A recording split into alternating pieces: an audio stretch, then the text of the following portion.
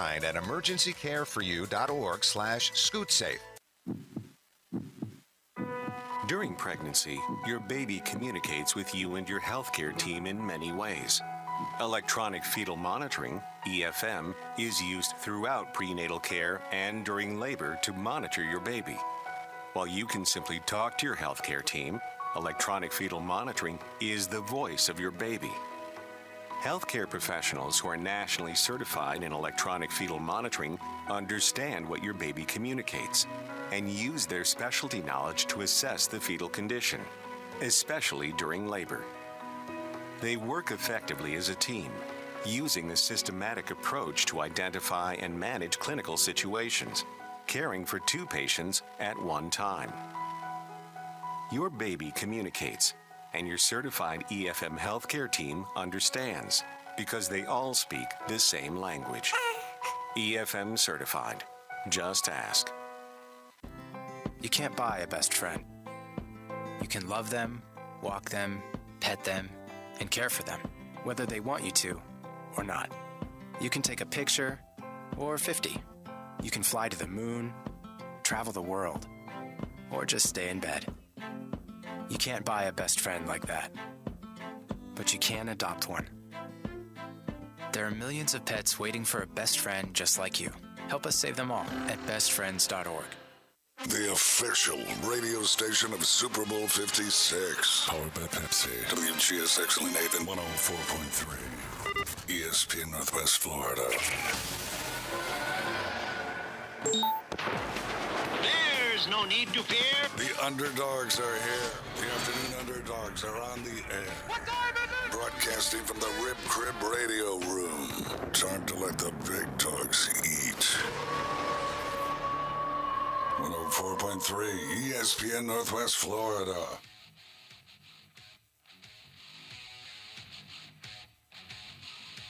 All right, welcome into the Afternoon Underdogs. You're listening to 104.3 ESPN Northwest Florida in the Rib Crib Radio Room. I'm David Hayes along with old school Boston Tim and a great friend of ours, Ian Malone. What's going on, Ian? Hey, boys. Doing good. How about yourselves? Man. How's your mom and them? How's your mom and them? Oh, man, it's going great. Another great weekend of some NFL football. A lot of great college basketball on, some good NBA games, some big injuries in the NBA as well. Give us a call or text at any time today, 850-215-6290. We're on the radio at 104.3. We're streaming live on Facebook, YouTube, Twitch, and with our TV partner, Blab TV. Be sure to like and share our Facebook page, subscribe to the YouTube channel, and download our new app and register. All at 104.3 ESPN Northwest Florida. We're playing trivia brought to you by Merchant Management Group. If you're a business owner, take a minute, check out how much you spent on credit card processing fees in 2021. If you'd like to eliminate those fees in 2022, then call our friends over at Merchant Management Group, 850-747-0664, located right here in downtown Panama City, and they will take care of you. The trivia question for today is, what was the largest blowout in NFL playoff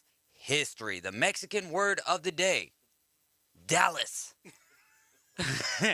That was the Dallas. I can't even do it right now. Dallas. That was the last game the Cowboys will play this year. Oh, when I saw that one come across the Facebook feed today, bro, I lost it, man. I basically started having tears rolling down my face, and not even tears of joy, just laughing tears. That's all it was. What was going on with the play call? Let's dig into that. I'm sure we'll jump into it many times throughout today, but why are you running a quarterback draw with 14 seconds left, no timeout, and at least not directing your quarterback? Instead, why even slide? Yeah, if he would have slid 3 yards shorter and give the ball to the umpire, they could have gotten it off and all that good. Run towards the sideline, man. You had plenty of way each other way. You should have just taken a diagonal route to out-of-bounds land. What do you guys think? What in the world was going on with Kellen Moore, Mike McCarthy, Dak Prescott, and the whole Cowboys organization yesterday? Well, first off, welcome back, old school. Yeah. Glad to have you. We missed you. Glad to see you in good health and good spirits. So let's talk football, man. What do you think? What was the reasoning behind this play last night? I couldn't comprehend it. I have no idea. I mean, to be honest with you, whenever I saw the matchup between Dallas and San Fran, I was like, this is not going to end well for Dallas. And I knew it was going to be close. I knew it was going to be one of those barn burner situations. And then whenever Jimmy G makes his boo-boo, and I'm like, oh, they're going to give him a shot. And then, then everything happened with the last play. And, everybody knows you give the ball to the umpire. You give the ball to the umpire. That way the umpire doesn't have to wait, and then you go and get ready. And I guess nobody ever told them that. Yeah. And, the game never looked like it was going to be close until Jimmy G did make that mistake. Yeah. And that turnover opened up the doors for them, and you saw them take advantage of it. And, we even saw Dak, just easily walk the ball down the field with his guys until they got, within field goal range in that last series. And then there's just the poor play calling, and not only did Kellen make the poor call, but then McCarthy agreed to the final call on top of it and admitted to that, agreeing to it. But then on top of it, you have Dak, who isn't a first-year quarterback or second-year quarterback, and granted he's been injured and missed a predominant amount of his professional career. He's stable enough mentally to know to make the change on the line right there. You should have definitively 100% called a different play, regardless of what the coaches would have said to you. Right. As a quarterback that with 14 seconds left, a draw is probably bottom 5% of the plays you should be playing. Mm-hmm. It's not like they were trying to get into field goal range. No. I mean, they had to score. It wasn't necessary. It was completely unneeded. Right. And granted, San Francisco finally changed up the defense, and they were allowing the outs all the way up the field. And they finally opened up the defense in the secondary and kind of tried to force inside. But that's not the drastic play call difference that you want to make just to accommodate the different change in defensive strategies. 14 seconds left, and the man ran for 17 yards. I really don't get it. I just don't. 14 seconds. If you are intelligent and you make a fast release, you could quite possibly get 3 shots at the end zone from 35 yards. There's really no reason why you aren't going, if not for the end zone, within the 10-yard line and in. Yeah, or not even just that, but work the sidelines all the way down. If they got that covered, then what do? You take one of your tight ends or your fastest receivers, you send them up the seam, and you hope for the best. But I would rather see you attack the end zone and fail that way than failing miserably. And your fans, it's not the same as the Des Bryant debacle against the Packers, but it's up there in that lore. And it's worse. But it is worse because they did it to themselves. And the Des catch was, one of those things. It was a catch. I know, but it comes down to the rulings of the referees, whereas this is not the referee's problem. This is the Cowboys' problem. What were you taking away from that, Ian? It was almost as inexplicable as calling Robber not once but twice at the end of the Florida State Jacksonville State game. And as you watch it, you're just like, what are you doing? Slow motion, face, the whole nine. No, you listen, it's easy to pick on one play. At the end of the day, how about 14 penalties for Dallas? Yes. Okay, and almost 14 accepted. Yeah, and almost 150 yards in penalty yardage that you gave up. So, factor all of that in with the turnovers, the lack of a real consistent rushing attack. And, Dallas across the board was just a sloppy-looking team offensively.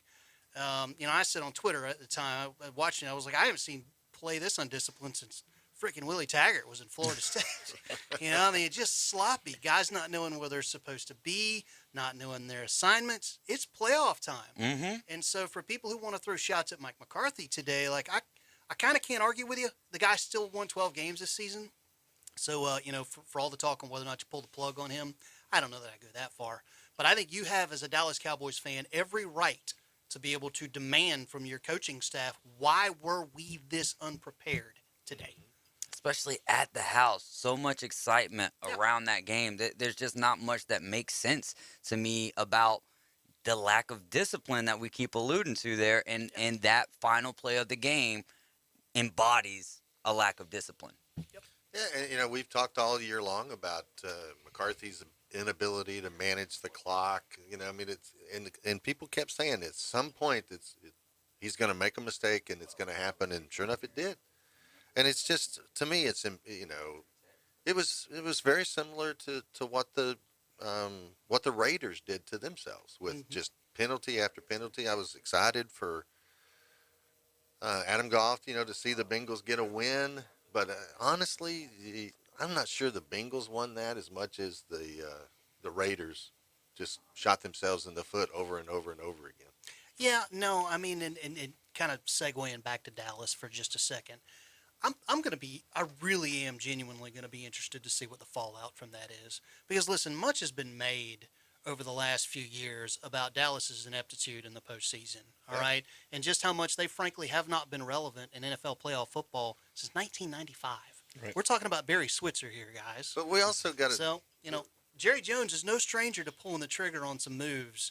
And the fact that he was as non-committal yesterday when he was asked about Mike McCarthy as he was, granted that was in the heat of the moment, so that may have been unintentional. It's going to be interesting to see how that plays out. Right, and we know that the Vice President Stephen Jones said earlier this afternoon that he was very confident in Mike McCarthy coming back. But regardless of whether he's saying it or not, we know that Jerry will make the decision. Sure. No matter who is, whether it's his son or not underneath there, that's supposed to be making the decision. If Jerry wants to pull the trigger, the deer goes down. Yep, no doubt. Let's get over the phone line real quick. We've got Jack Patterson on the line. Jack, what was the largest blowout in NFL playoff history? It was Jaguars against the Dolphins. Yes, sir. 1999 divisional playoff game. Absolutely. It was also Dan Marino's final game. The Jaguars beat them 62-7, man. 55-point slaughter. Hey, Jack, thanks so much. Do me a favor. Shoot me a text over to 850-215-6290, the same number that you called, and I will get you set up with your prize package. Hard to believe something like that ever happened in Jacksonville Jaguar football.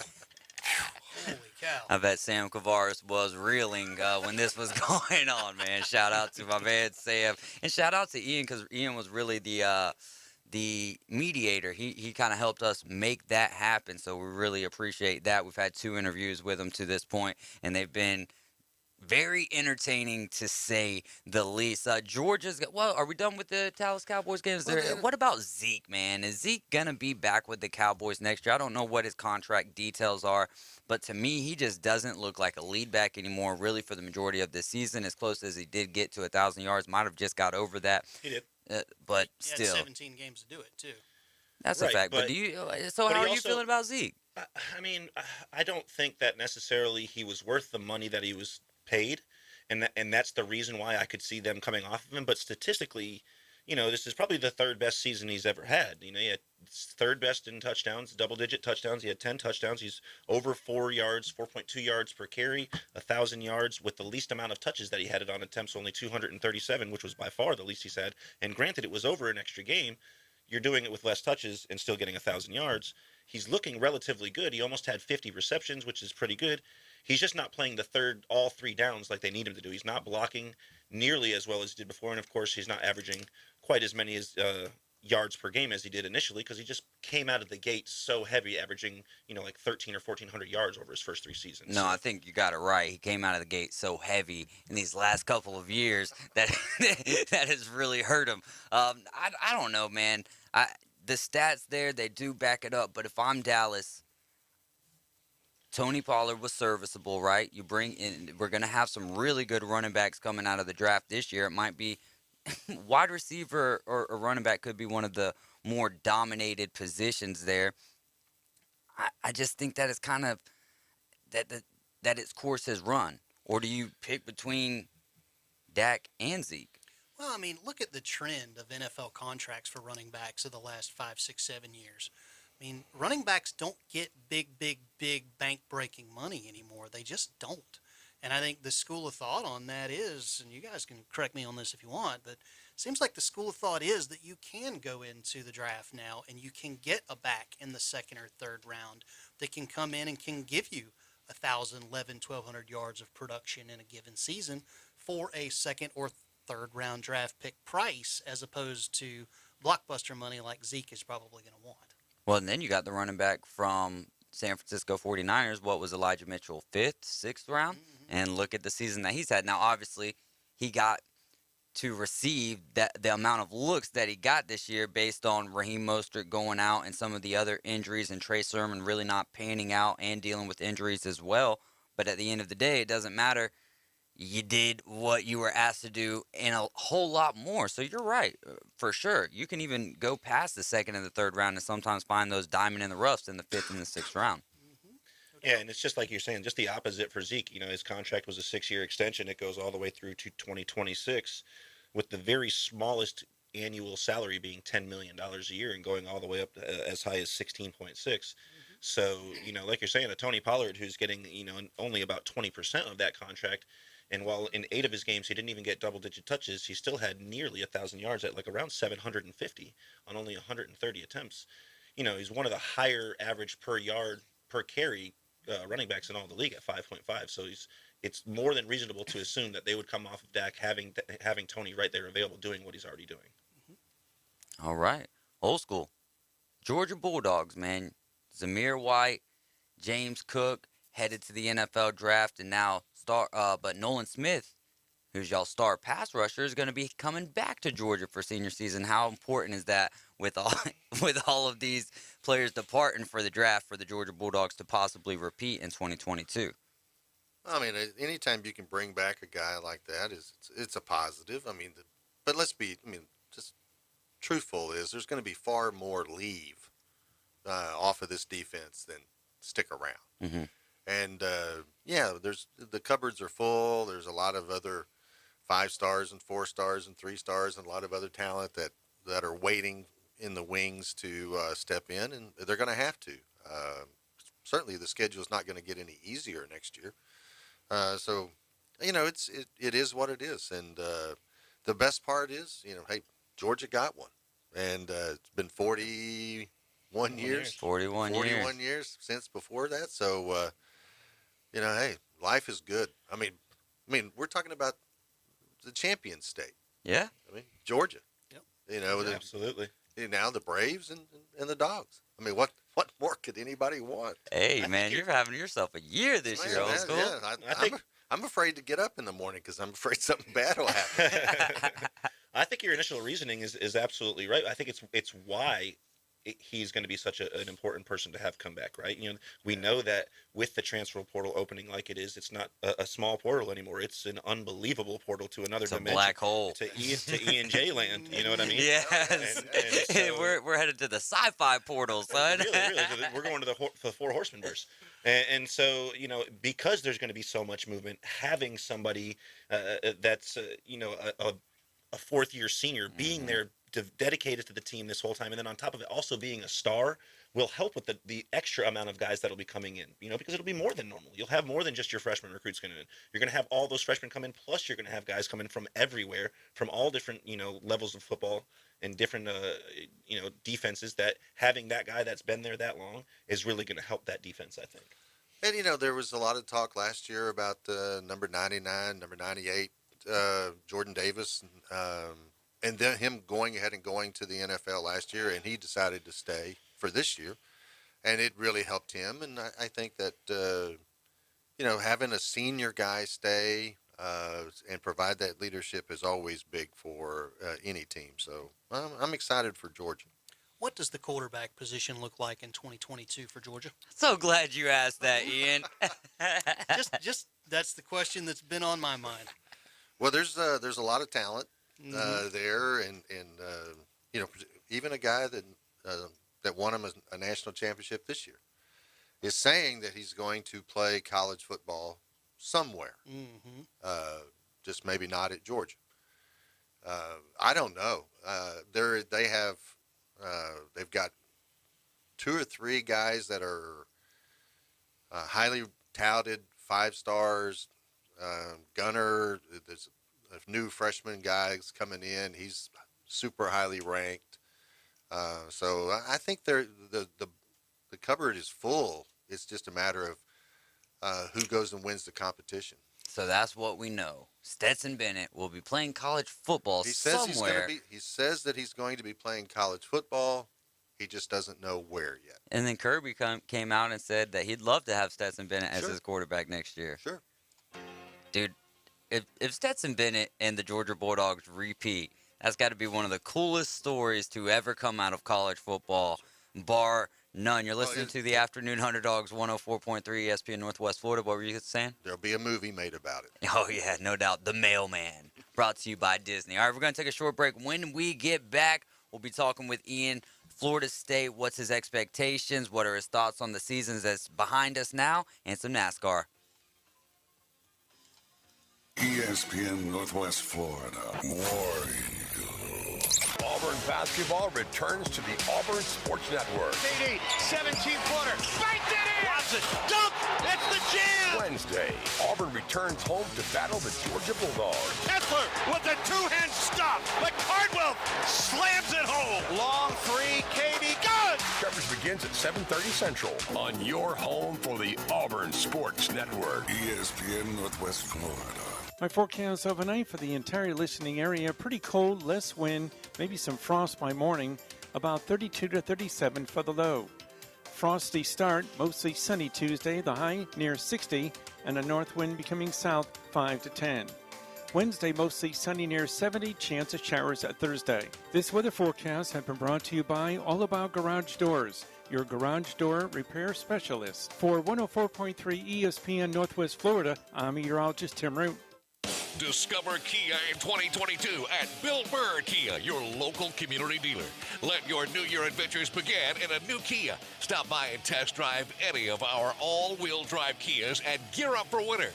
Now offering 1.9% APR for up to 60 months on a new 2022 Kia K5, Seltos, Sorrentos, or Telluride. Bill Burr Kia is not only the home of the 20-year, 200,000-mile warranty, they're the home of the best customer experience anywhere. Stop by and see us at 2435 East 15th Street or anytime at BillBirdKia.com. We make buying a car easy, and you'll enjoy the way we do business. Offer from KMF for the purchase of a new 2022 K5, Seltos, Sorrento, or Telluride with $17.48 per 1,000 financed in 60 months. Quantities limited. No down payment required. Cannot be combined with other finance offers. The 20-year, 200,000-mile warranty is a Bill Burr Kia warranty. See dealer for complete details. Offer for well-qualified buyers. Must take delivery from dealer stock through 1/31/22. Offered Tire and Service Center on Tyndall Parkway in Callaway is your authorized Goodyear and Michelin dealer. Looking for ways to save at the pump? Ask about Offer's fuel induction service that can improve gas mileage and engine performance, cleaning any buildup that forms inside your engine parts at Offered Tire and Service Center. Their latest technology to clean up the entire system, not just the gas tank. Offered Tire and Service Center on Tyndall Parkway in Callaway. Locally owned for the past 35 years and worth the drive from anywhere. When the sun sets on the Emerald Coast, the freaks come out and play. David Hayes. Old school. Very exciting. And Boston Tim. Good information. Live and local inside the Rib Crib Radio Room. The Afternoon Underdogs on ESPN Northwest Florida.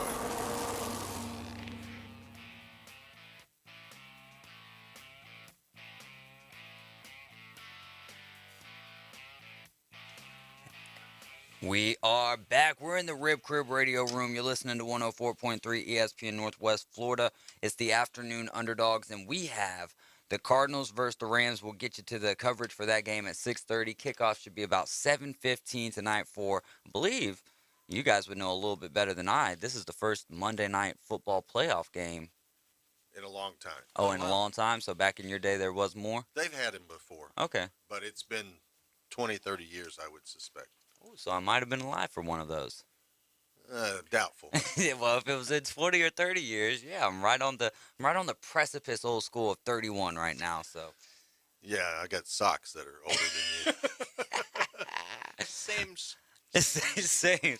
Well, Ian, thanks so much for being with us. First off, I want you to tell everybody about what it is that you do as an author, and then talk about your podcast, Dudes in Hyperspace, and then let's jump into the Florida State Seminoles. Yeah, so, quickly, for those who don't know me, I'm Ian J. Malone. I'm a sci-fi writer. I'm from the Panhandle, born and raised in Tallahassee. Got more history than I have time to talk about on this show in Bay County.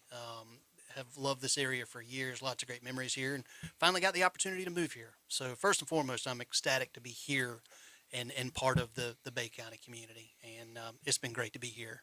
So I write books. That's what I do. I love sports, I love race cars, and I love spaceships. Little green men. Always have. Ever since my dad took me to the theater to go see Empire Strikes Back as a kid, I have been in love with sci-fi and all of that good stuff. 2008 hits, economy tanks, and I was unemployed just like everybody else. And as just a time passer, I had an idea for a story, and I put it to paper. And it got published and did remarkably well for what it was. And so I just kept at it, and I'm up to about 8 books now. We put out number 8 last year, which was the close of my second trilogy, which is set in the Four Horsemen universe. So fans of the military science fiction genre, that's a monster right now. I think they're up past 70 books in that series now, I think. Wow. And so I wrote a trilogy of books in collaboration with Chris Kennedy, one of the show creators, about a mercenary group based out of Jacksonville, North Florida. I say North Florida for a reason. Read the book and you'll know what it is. The Van Zants. The Van Zants, yes. A group named Van Zants out of Jacksonville, North Florida. Brother was a historic, iconic figure in the mercenary world who just at the pinnacle of his rise died in a tragic starship accident. So rock and roll fans. You know what? The first time that you ever came on the show and talked about this, I had no idea. I can't. I didn't know what the comparison was, and then I watched a documentary on Leonard Skinner, and I was like, "Wow, okay, that all ties in together. How cool is that?" You were asking me before, what my favorite moments are as a writer, and sometimes it really is just those eureka moments when you get a story idea, and that happened because my wife and I watched a 2-hour documentary on Leonard Skinner, and I had to write a short story for a military sci-fi anthology, and I thought I'm going to write it about a kid whose brother was that guy. And this story will deal on, him picking up the pieces with his family. I had no idea that was going to turn into a trilogy of novels, but it did. So anyway, that's kind of who I am as a writer, what I do. Dudes in Hyperspace Podcast is a show that I do with a couple of other writers, Rob Howell and Kevin Steverson. And it's really, it was born out of going to conventions and meeting with fans and meeting with readers. And it did not take long before they figured out that we were all big sports fans, before conversation shifted from writing and the craft and all that good stuff too. So what are the Dallas Cowboys going to do this year? Well, what are Florida State's, what are they going to do this year? Are they going to stand up against Clemson in the ACC? Are they going to come back? Like, what's going to happen? And, those sorts of community connections started to happen. And so we put our heads together and just said, we should do a podcast about that. Clearly there are a lot of book reading nerds out there who also want to talk about beer, football, and barbecue. So let's make it happen. And that was kind of how that show came to be. So we've been very fortunate to get some great guests on there. Most recently, Bob Sturm of The Athletic, breaking down our playoff preview, and a couple of New York Times bestsellers and whatnot. So on any given week, we can be talking to best-selling authors, or we can be talking to journalists in the sports world. I love it, man. So speaking of those Florida State Seminoles, what are your thoughts on the season that we just got finished up with? What's that famous line? It was the best of times. It was the worst of times. Yeah. So Jacksonville State. Tale of two cities. Yes, Jacksonville State, definitely the worst of times. First and foremost, I am coming around on Mike Norvell. I was not terribly sold on him as a G5 guy coming out of Memphis, but I also don't begrudge him the fact that he was handed an absolute dumpster fire of a program and a pandemic, where you can't recruit and you can't go anywhere and you can't even have practice. So, I felt for him in that, but I still wasn't sure that he was the guy. I saw enough growth out of that squad this year, even despite the Jacksonville State debacle, and that's on him. That's on his staff, and he knows it. But moving forward from that, I saw a fight in that team and a readiness in that squad that I haven't seen out of a Florida State team since 2013, 2014. And that alone gives me hope. I said coming into last year that if they could give me 6 wins, that was a good year for Florida State. And if they don't screw the pooch against Jacksonville State, they got that. So they didn't, and that's okay. I would have liked for the Florida loss to have been a little bit closer than it was. But, I think the talent divide there between a Florida State and Florida was on clear display. Moving forward to 2022, what can you do with the transfer portal? I mean, we got 4 wide receivers coming in that I think are going to add some real good depth there. I think you give Jordan Travis more time to develop as a passer. You're giving him more tools to work with. I don't believe they're going to be a contending team, but I think there is a very real possibility that squad in year 3 under Mike Norvell, give me 7 wins next year. You do that, and we're trending in the right direction. I think the ball continues to roll with recruits, with transfers, and you're on the right path. Yep. And that's what I want to see. And they're doing the right things inside with the football team as well as outside. You know, they're reinvesting money back into the team. They're building the brand new facility. You know, they've gone out of their way to make it the most state-of-the-art facility in football, and that in itself should bring in people over the course of the next couple of years with Norville as well. So I agree with you. You know, give them 3 years, and that they should be up there in contention at the very least, if not, you know, maybe even going for the playoffs. We'll see. You know, I mean, I think that, you know, it's interesting how much the entire subject of college football has just transformed into something completely different in 24 months. You know, I mean, 3 years ago, that was the talking point. We need facilities. We need to have facilities to draw recruits to our program. Now, what would you rather have, a football-only facility or $3 million to dump into your NIL fund? Yeah. You know, what you going to do? What would that player rather have? A nice dorm to stay in when he's at Florida State, or, you know, $50,000, $60,000 in his bank account, in addition to a Porsche? So, just saying. What Times. What was your outlook on Travis Hunter kind of spurning Florida State there instead of, and then heading down to Jackson State to be with Deion? I mean, you're going to offer me $1.5 million? I'm coming to Jackson State too.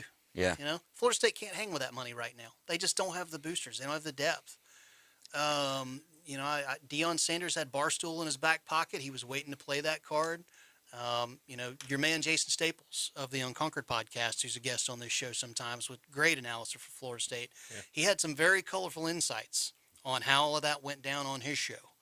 And you know, I don't begrudge Deion for doing what was right for his program. I don't. He's not a Florida State guy now. He's a Jackson State guy. That's his priority. He's supposed to go get recruits. He had an opportunity to make a splash, and he did it. My issue with him was all the grandstanding that happened after Hunter was there, throwing the Florida State hat on the ground and all that. I was like, you didn't have to do that. That didn't matter for anything. And I don't know whose call that was, but the fact that Deion didn't have anything to dissuade that, he could have, and he didn't. And as an alum, I took umbrage with that big time. But the decision for Travis Hunter to go to Jackson State or Florida State, do I wish we could have gotten a little bit of a heads up so that our staff wouldn't have put that much time to know that, listen, I'm going to get paid $1.5 million. I'm out. Yeah. I'm not coming to Tallahassee. Sure, that would have been awesome. But you know what? I mean, this is the day and age of social media. You leak that out, and they knew that 3 weeks ago, and there's no story. And that's not what Deion wanted. Yeah, that's a really good point. All right, I want to talk some NASCAR when we get back because we're getting ready to head into Daytona here, February 20th. But we've got some other things, some Hall of Fame inductions happening this Friday. You listen to the Afternoon Underdogs. Take a quick break. Be right back. ESPN Northwest Florida. For the first time ever, the NFL playoffs will feature a game on Monday night. Hi, this is Kevin Kugler of Westwood One. Join us for the conclusion of the Super Wild Card round of the NFL playoffs. Kyler Murray and the Arizona Cardinals meet their NFC West rivals, the Los Angeles Rams. Kurt Warner, Ross Tucker, and I will be in LA to bring you all the action. From the Wild Card round all the way to Super Bowl 56 in Los Angeles, the NFL playoffs are right here. Kickoff at 7:15 on ESPN Northwest Florida. I'm Matt Glover with Aero Pest Service, and we are your family-owned and operated pest control company in Bay County since 1977. With the cooler season upon us, now is the time to be attacking those unsightly weeds that have been taking over your lawn all season long. We can design a specific program to help your lawn become and look its very best. Give us a call today at Aero Pest Service, 850-874-1900. Los Rancheros has been doing it right for 20 years. Los Rancheros brings a top-shelf dining experience to you with the opening of their beautiful new building. Watch all college and pro games on Los Rancheros' 14 large-screen TVs with great drink specials daily from 2 to 5 and during all the games. Los Rancheros, the place for live sports and great food on 23rd Street between Jenks and Harrison. Ben and Deb Collins, owners of Bay Guns and Gear, have been in business since 2010, offering new firearms and accessories with a huge selection available for your hunting needs and personal defense. Turn to Bay Guns and Gear. They have the weapon for you. Discount pricing. And if you can't find what you're looking for, they'll special order it for you. Bay Guns and Gear, across from Grease Pro at 3115 Highway 77. Visit their website, baygunsandgear.com. Dr. Chad Mitchell, orthopedic surgeon specializing in sports medicine and joint replacement of the knee, shoulder, and hip. He serves our local athletes and our community. Southern Orthopedic Specialist has been the leader in orthopedic care for over 20 years. New patients are welcome. Call 850-769-KNEE to schedule an appointment. More about Dr. Mitchell and Southern Orthopedic Specialist is available on their website, southernorthopedic.com. Southern Orthopedic, getting you back in the game. Live from the Rib Crib Studio. From Tyndall Air Force Base to the Hathaway Bridge. We're live and local. It's the Afternoon Underdogs. 104.3 ESPN Northwest Florida.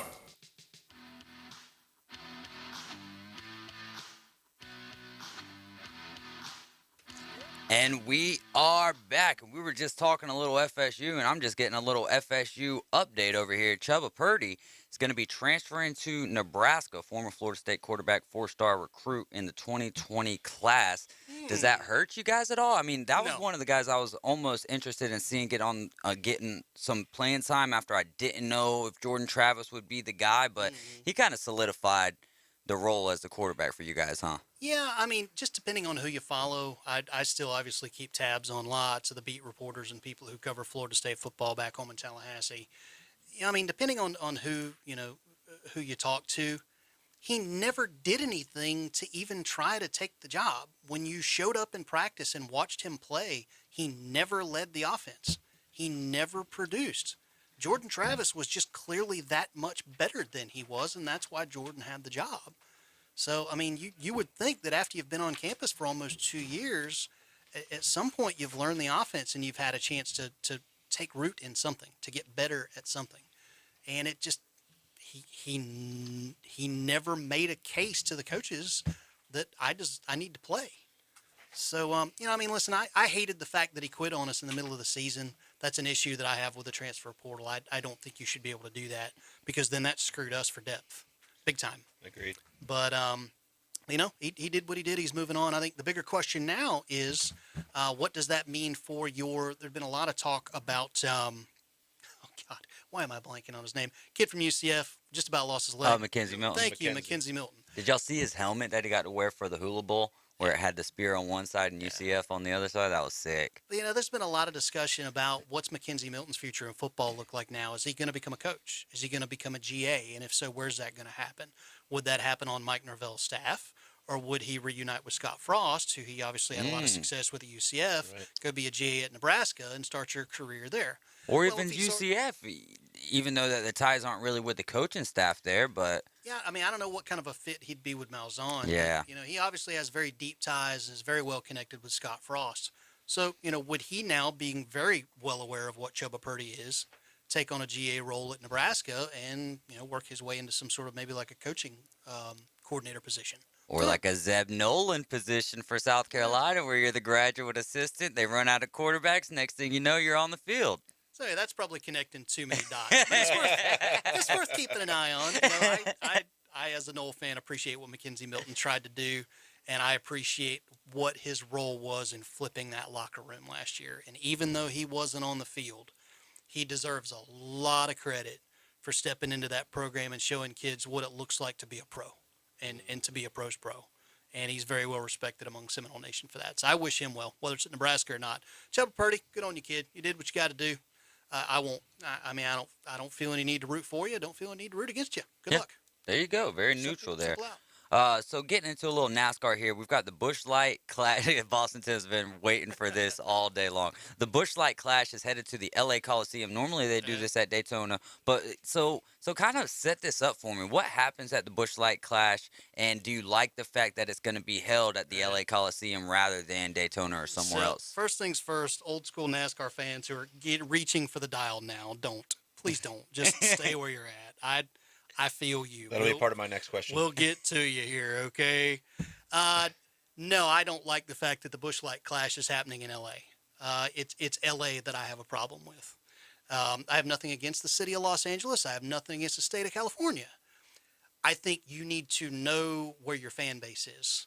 And you and I talked about this over lunch today. I think NASCAR is a wonderful comp for the National Hockey League. All right? The National Hockey League is in Miami. It's in Los Angeles because its television partners require it to be. And it should be. Makes good business sense for there to be an NHL franchise in Miami and LA. Nobody in Miami gives a flying fart in an oxygen tank about the Panthers. Way to put it. Okay? Same thing about the LA Kings. They haven't been relevant since Gretzky was in town. But it still behooves the NHL to be there. Right? It would not make sense for them to pull up stakes out of those markets and leave. That is how I think NASCAR should treat most of the West Coast.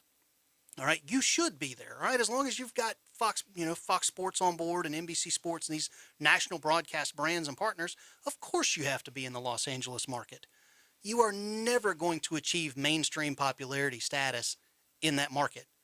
Beyond the fact that there's just too much competition with Hollywood, with all the other sports that are out there, they're never going to embrace NASCAR racing out there on the level that NASCAR apparently thinks that they can make them.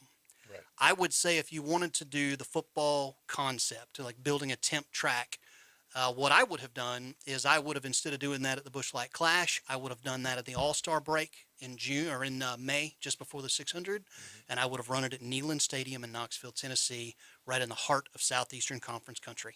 Because young SEC fans, for my money, should be the crowd that NASCAR should be chasing right now.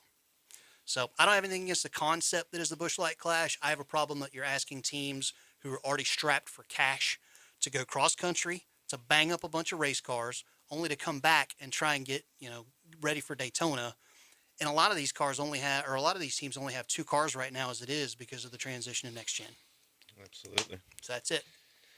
Speak about the Busch Light Classic, and of course the older generation of NASCAR fans, and that was part of my question in dealing with the Busch Light Coliseum or the show at the LA Coliseum. Obviously, for one of the breaks, they're bringing in a entertainer to come in that kind of, obviously we know over the last couple of years their intent is to try to broaden the demographic, obviously, that they're looking for, and I think going to LA is doing that, and they're going to have Ice Cube come in and perform. I saw that. Which doesn't necessarily align directly with what you would expect from NASCAR, and I'd like to see a little bit more about your thoughts on that, I just don't think it fits the NASCAR brand. Right. Well, number one, if your goal is to get younger, how is bringing in a dude in his 50s who was relevant in the 1980s going to do that? How does that achieve your goal of trying to get younger with your fan base? It doesn't. If you want to bring in a hip-hop artist, that's fine, but at least make it somebody who's relevant to today's audience. That's if the younger crowd is what you're after, and that's what they've gone on record as to say that they need to do. Listen, I don't have a problem with the diversity angle of it. I want race fans. That's what I want. I don't care if you're black, white, purple, or polka dotted. If you love racing, then come on to the track. And I have attended races with African Americans, and we tailgated and ripped it up with the best of them. It was a great time. As far as the Ice Cube thing goes, I just don't think it fits the brand any more than you would have Hank Williams Jr. come in and play an NBA concert. Yeah, that's what it my thing doesn't fit the brand. It didn't make any sense. And if you're wanting to ease your old fan base into joining with a new fan base, why would you jump so far to a completely different genre of person that represents, maybe now in his 50s is a little bit different than he was when he first came out in the 80s, but in the 80s, killing cops and NWA and all those other things. It was the complete opposite of what you would expect from the demographic that you already have as your fan base. And listen, let's not make any bones about this, all right? The core NASCAR fan base is a fairly conservative fan base, all right? Conservative in political views and conservative in that they love traditions. Just like, and I'll go right back to them, the Southeastern Conference. SEC, we don't screw around a whole lot with trick uniforms and all of that. Why? Because tradition matters. There's a reason why Alabama only needs one uniform. You know, they don't need gimmicks. Okay? Yeah. Tradition matters to people down here. That's the core NASCAR fan base. And the more you screw with that, the more it irks them off. You know, the other issues that I think a lot of older fans have with NASCAR is they continue to screw with the on-the-track product. And stage breaks and playoff formats and all of that. It's just not what they're used to, and they don't like it. And I can make the argument all day long as to why those things benefit the sport. The way you ram them down fans' throats, though, is how you turn them off. Right. And, you know, Dave and I talked about this at lunch. I think NASCAR's day of reckoning is coming in about 2 years because their current television package with Fox and NBC Sports is over. And they've got to renegotiate to start in 2025. Well, NBC is just about out of the sports game because NBCSN just shut down. Fox Sports has done the NASCAR thing, and they have pedestrian ratings. ESPN is all in with F1. And CBS is now in bed with SRX and Tony Stewart. So, you know, in this game of musical chairs that is television partners, what exactly is left for NASCAR? And if they take a massive haircut on their new television deal, like they did on their title sponsorship deal, because you notice there's no XYZ Company Cup Series anymore, it's just Cup Series. Pretty sure they didn't want it that way, but that's what they got stuck with. If that happens again on their next television contract, that's when I think heads are going to roll and changes are going to be made. Yeah. So, well, I mean, NASCAR is making a couple good decisions, and one of them, of course, is the Hall of Fame coming up, right?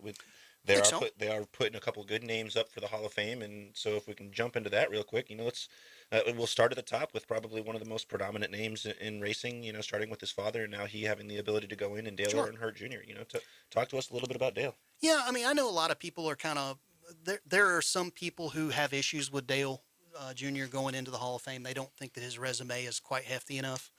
But I think the thing that you got to remember is the Hall of Fame for NASCAR does not solely focus on the Cup Series. It embraces all three of their national series. All right, so that's the Cup Series, the then Busch Series, now Xfinity Series, and the Truck Series. Dale Jr. was a two-time Busch Series champion. All right, he's also won just about every major race in NASCAR in at the Cup level. He has done. He's a two-time Daytona 500 champion. He's won the Southern 500. I think I'd have to go back and check, but I think he's won the 600. He's won Bristol a few times. All right, so he's as solid a Cup Series driver as I think you could ask for. But having two Busch Series championships on his resume, I think, is what pads him out enough that he warrants, you know, the nod to be there. A lot of people are going to say that he deserves to be there for all the stuff that he's done for the sport off the track. And I guess you can say that, but I'm a fan of basing Hall of Fame recognitions on the field production. There's lots of nice guys in the NFL. They're not in Canton. Absolutely. You know, you're in Canton because on the field you were an absolute BA monster. And that's, you know, I think Dale Jr. has enough of a resume that he deserves his spot. Agreed. And I think another guy that, you know, very interesting, and I hadn't heard of him until we researched him a little bit earlier today, but Red Farmer's a very interesting person to have read about with more than 700, and no exact count for his wins over the numerous years that he raced up into his 90s. Sure. You know, so what an amazing story with him, part of the original Alabama gang. Sure, yeah. I mean, a lot of those old guys. NASCAR was such a Wild West time back then because it really was the Wild West of racing. I mean, whatever you could pull off with your car and get away with it, that was what was going to win you the race. NASCAR has worked very hard to try and get away with that and really tighten the screws on these teams to prevent that from happening in an effort to chase parity. I mean, that's the magic word in every sport, right? Is everybody wants parity. You want, as a fan, you want to be able to get up on Sunday morning and know that your team has a shot to win just as much as the next guy. And that's what they're striving for there. And I think this next gen car that they're going to roll out is a very strong effort to try and make that happen. You know, that is one of the things that I will give NASCAR credit for. I wish the next gen car well. I hope it's everything that they think it can be. I am a little concerned that supply chain issues could put some teams in a real sticky spot. You're going to go out to L.A. and you're going to waste a car at the Busch Clash because that's going to be a fender fest. Mm-hmm. And then you're going to Daytona where the big one is waiting with 50 laps to go every time. Yeah. So, you know, if you're dealing with a team that's only got two functioning cars, well, that's an issue heading into the week after Daytona. So it's going to be interesting times in NASCAR this year. Speaking of best of times, worst of times, they're a sport at the crossroads, shall we say. Agreed. And as an old school fan, I wish them well. I do not have high hopes for the people who are leading it today. I really have some issues with some of the decisions that they're making. It's a very pleasant way to put that. Dale Earnhardt never did win the Coke 600, but in 2011, he was really close and ran out of gas. In 2017, I believe, was his last year, so he did not end up winning the Coke 600. But a lot of the other races he did, and I think just really his name is kind of a big help. But outside of those 2 Busch Series championships that he did win. You're listening to the Afternoon Underdogs. Coming up, we'll be defending our stances, so stick with us. My forecast overnight for the entire listening area, pretty cold, less wind, maybe some frost by morning, about 32 to 37 for the low. Frosty start, mostly sunny Tuesday, the high near 60, and a north wind becoming south 5 to 10.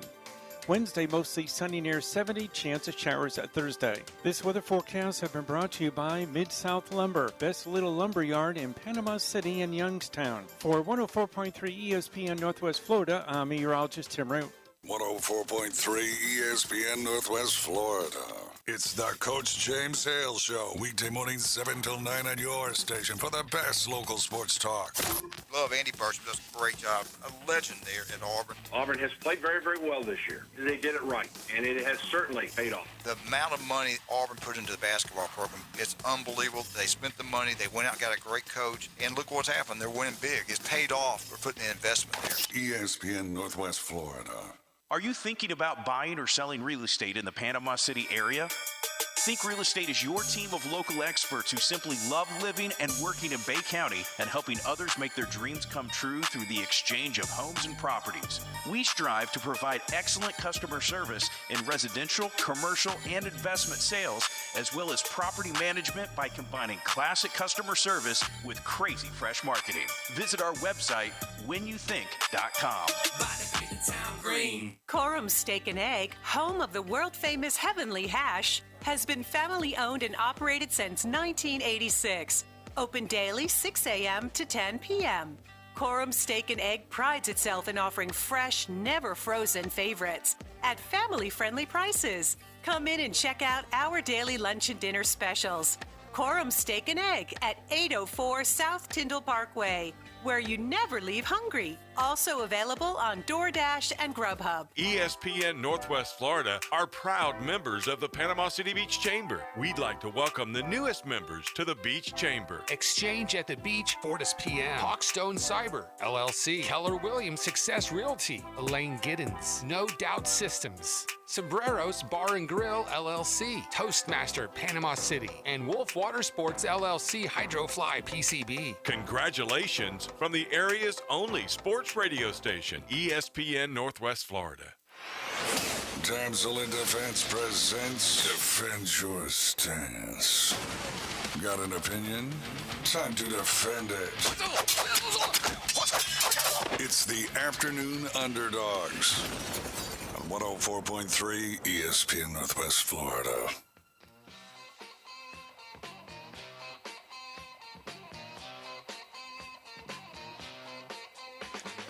Welcome back into the Rib Crib Radio Room. This is Defend Your Stance, and it's brought to you by Emerald Coast Damsel, Independent Damsel Pro for Damsel in Defense. They will be, got to double check with K-Man Rick, but I assume that they will be in Jacksonville this weekend, Fort Walton next weekend, and Tallahassee the weekend after that. I pity the fool who doesn't use our tool. One more question from NASCAR. Ian, do you like the new number scheme that you NASCAR were serious utilized? when you said you wanted to spring that question on me on the air. Oh, yeah, why not? No, I utterly despise it. I think it looks ridiculous. Some teams have managed to mitigate just how awful this looks on the side of a car. But to borrow a line from the great film Major Payne, it's still a turd. It's just not a soggy one anymore. All right. So I don't like it. I think maybe you could have pulled this off if we still lived in an era where you could identify drivers by sponsor. You know, when you went to the track every week and there was the GM Goodwrench car and the Miller Lite car and the DuPont car and God help that poor man, the Viagra car for Mark Martin. Oh, I had a buddy who rocked that driver's shirt at the track, by the way, which was awesome. That car stood up to the test of time. Indeed.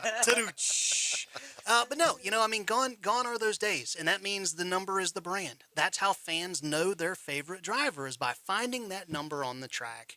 And I think when you pull that away, I know that there have been cars in NASCAR's history that didn't have them on the door. I get that. So people who want to throw that at me again at Twitter, fine, come on. But my generation, I'm 45 years old, right? I don't know a time when the numbers weren't on the door. I trace that crap all the way back to freaking growing up watching the Dukes of Hazzard, and that 01 was on the side of the Charger. So I would not have messed with that. I would not have poked that bear if I was NASCAR. I get it. You're trying to create more sponsor, bang for their buck by giving them a bigger billboard space to work with there. But I have yet to hear one interview from one sponsor who said, you know what, I was on the fence about whether or not I wanted to sponsor this team, but by gum, they moved that number up, and I feel like now's the time. Nobody's saying that. Nobody's saying that. It's an absolute And all necessity. you did was piss off the old school fans that you have left. But they're trying to meet him. They're trying to find a happy median. They're bringing back you can think back to the Darrell Waltrip Western Auto car, the number 17. They're bringing back the chrome reflective numbers. Aren't you excited about that? Good Lord, just stop with the silliness. Just stop. Stop with the madness. This is not rocket science, I'm guys. looking Cale at Yarborough, you remember the reflective numbers? They're bringing them back. 21. Cale Yarborough, yeah. I'm looking at a lot of these pictures, though, and it does look very silly because it's either they push the number back behind the door, or they pushed it forward. You know what it reminds me of? And seriously, and this is a genuine take. When I was a kid growing up, I loved movie posters, all right? And when you came into my room, I would bug the crap out of the guys down at the movie gallery and the Blockbuster Video to give me all their movie posters when they came off of the walls. And I lined my walls in my room with movie posters. So it was like 10 pounds of crap shoved in a 5-pound sack on my room wall. That's what that looks like to me. You were trying to cram so much information with the number and the sponsor decals and everything else into one space. And it's too much. It looks like a cluttered pile of crap on an 11-year-old's bedroom wall. That's my take on the numbers. You want to call down the thunder? Well, now you got it. But they're still going to have the numbers on top of the vehicle, so that'll help as far as for spotting your driver. That'll help you get for now. Until they make them invisible, no one can see it, but they're there. You just got to trust us. They're going to put the you seen the new lights on the new Cadillacs and stuff like that. When you open up the door or close it, it'll display the Cadillac symbol on the ground. They're going to do that with the numbers coming off the sides, so you'll just see lights on top of. There you go. At least get some spinner rims in there too. Are those still popular? Do the kids today still like the spinny rims? Is that a thing? I drive a Ford Flex. I'm not one of those kids. I don't see them around as much as I did back in my heyday, I guess you would say. The fanciest rims I ever had was when I put the Coke can on top and the cards on the inside on my spokes. There you go. Those were my fancy ribs. There you that go. Was all of it. Do you guys think that? Oh no, let's go this way. Who faces the most pressure tonight out of the Cards and the Rams? Let's start with you, Ian. I'm going to go with the Rams. I do. I think that they made so many moves to make that team what it is. Whether it's getting Stafford in the fold. You look at what they already had with Cam Akers, with Jalen Ramsey. It is a team that you go out and you get an Odell Beckham. It's a team that's built to make a run at championship or bust. And so I think that, I think it's all on them to do that. I think Arizona still has a little bit of time and is a bit of an up-and-coming squad with Kyler Murray and company. So, yeah, I think of the two, the pressure is definitively on the Rams. What you got, Timbo? I think it's the opposite for me. I think there's more pressure on the quarterback spot for the Rams, but more pressure on the Cardinals team. Okay. For me, I feel like it's the opposite there, where I think Matt Stafford definitively, if he can't make something happen right now, like we were discussing before the show, this could be it for him. He either is the best quarterback to be over there, or he's a bust quarterback. Yeah. Because he hasn't done it for a decade now over in Detroit, and if he can't do it while they're piling people around him, when is he ever going to do it? In his defense, he was in Detroit for a decade. Like, they haven't been relevant since Wayne Fontes was in town. I got to tell you, I like to argue everything, but that's something I can't argue. Not at all. Old school, who's got the most pressure tonight? Or who's facing the most pressure tonight? Without a doubt, the Rams, just because they have invested so much into this particular series or this season. when you give up all of your draft picks, when you've you've made move after move after move because you think that you're one player away, you're one defensive player, you're one quarterback, you're one whatever, and if you don't get it done, then you have not only bet this season, but you've bet seasons in the future. And so I think that this is put up or shut up night for the Rams. Not only Matt Stafford, but for the Rams leadership and ownership, as well as head coach. Yeah, you guys gave a lot of good reasons, and I think that we're all going to sweep this one out here with the Rams. One, you're at the house, you're the division winner, and like Ian said, and all you guys, the pieces that you put around not just Matt Stafford, but the defense as well, bringing Von Miller over, Eric Weddle over. You put a lot of pressure on yourself, and with being anytime you're at the house, the pressure's got to be on you. It's the formula that Tampa Bay used last year to get a Lombardi Trophy. Right. We are going to go out and we are going to stockpile our arsenal and get the best quarterback we can get, and we're going to go get ourselves a Lombardi Trophy. Had they lost last year and not won the Super Bowl, it was a bust of a year. And I think you could make the same case for the Rams are in that spot this year. Well, what about the Bills? All right, are they in a situation now? Like, is it good for their franchise that they got that win over the Patriots, or are they in a tier right now of Super Bowl or bust? We've got 2 minutes here, so I didn't give you a lot of time. But are the Bills in a position of Super Bowl or bust for their franchise, for their fan base? I don't think this is a Super Bowl or bust. I think this is the next step forward for the Bills because they are still building and getting bigger and better and agreed. It's just when you've been fighting against the evil empower of Bill Belichick for all those years, and then finally when you get a chance to step on their throat, and you literally step on their throat. Oh yeah. Then you've made a statement that lives well beyond one season. So I think this is just the next step for them. They have been building something, and they're going to continue to. We got 1 minute, Boston Tim. What you got? I absolutely agree. They're right there, but it's not Super Bowl or bust. It's been so long since they were a contender. Yeah. Becoming a contender is the next step. Yeah. Now, if you can become a contender and you go through 3 or 4 years with Josh and the people that they're building around him with Stephon and the other guys, if they can't do it in the next 3 or 4 years, well, then it's a bust. Yeah, but they're progressively moving in the direction that they need to go to. They just need to get to that next peer. It's amazing what finally having a franchise quarterback again can do for your club. Agreed. I mean, who was the last Bills quarterback other than Jim Kelly to be able to do anything? I heard a stat once that Tom Brady is the third winningest quarterback in Rich Stadium. Wow. Behind Jim Kelly. Tom Brady. Oh, man. Welcome. My answer, though, is I don't think that they got to win the Super Bowl, but they've got to get to it. They were in the AFC Championship last year against Kansas City. So at that point, I feel like they're another tier up. So for their fans, is get to the Super Bowl or what's going on. 104.3 ESPN Northwest Florida. Right now is your chance to win in the Grand Slam of Cash. Your code word is... shop. Enter the code word at ESPNPC.com or play on the ESPN Northwest Florida app. 2 ways to play this national contest. $1,000. 104.3 ESPN Northwest Florida. Didn't receive all you wanted for Christmas? Then you need to visit That Boot Store and use that Christmas cash. Or maybe you received a That Boot Store gift card? Shop the huge selection of name brand Western wear and work clothes, along with all the accessories. That Boot Store. Open Tuesday through Thursday, 9 to 5. Friday and Saturday, 9 to 5:30. Next to Bill Bird Kia on 15th Street. Remember what Joe said, always keep Jesus in your new year. The original J. Michael's Restaurant on Thomas Drive, Panama City Beach, serving Bay County and visitors from the U.S., Canada, and around the world since 1976. A little Southern, a little Creole, and a lot of hospitality. Come enjoy J. Michael's Seafood Platter, red beans and rice, the best gumbo on the beach, and the world-famous spaghetti night on Wednesdays. 3210 Thomas Drive, J. Michael's Restaurant. Hi, this is Coach James Hale, here to tell you about the best car wash on the beach. Blue Sky Express Car Wash. Number one, they're locally owned. You know Matt and his employees will do a great job. Number two, Blue Sky Car Wash recycles their water. Number three, they have the latest technology available. It does an incredible job on your vehicle.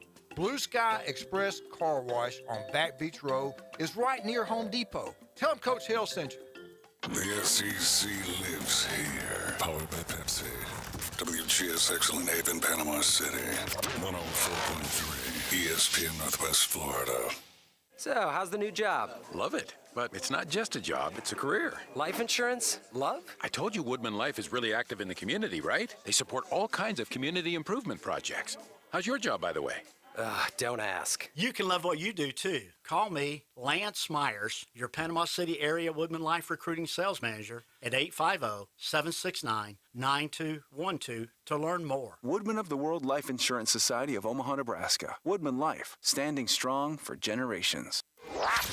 Doing what other stations can't. The Afternoon Underdogs is live and local inside the Rib Crib Radio Room. 850-215-6290. When you have completed dialing, listen for the ringing signal. 104.3 ESPN Northwest Florida.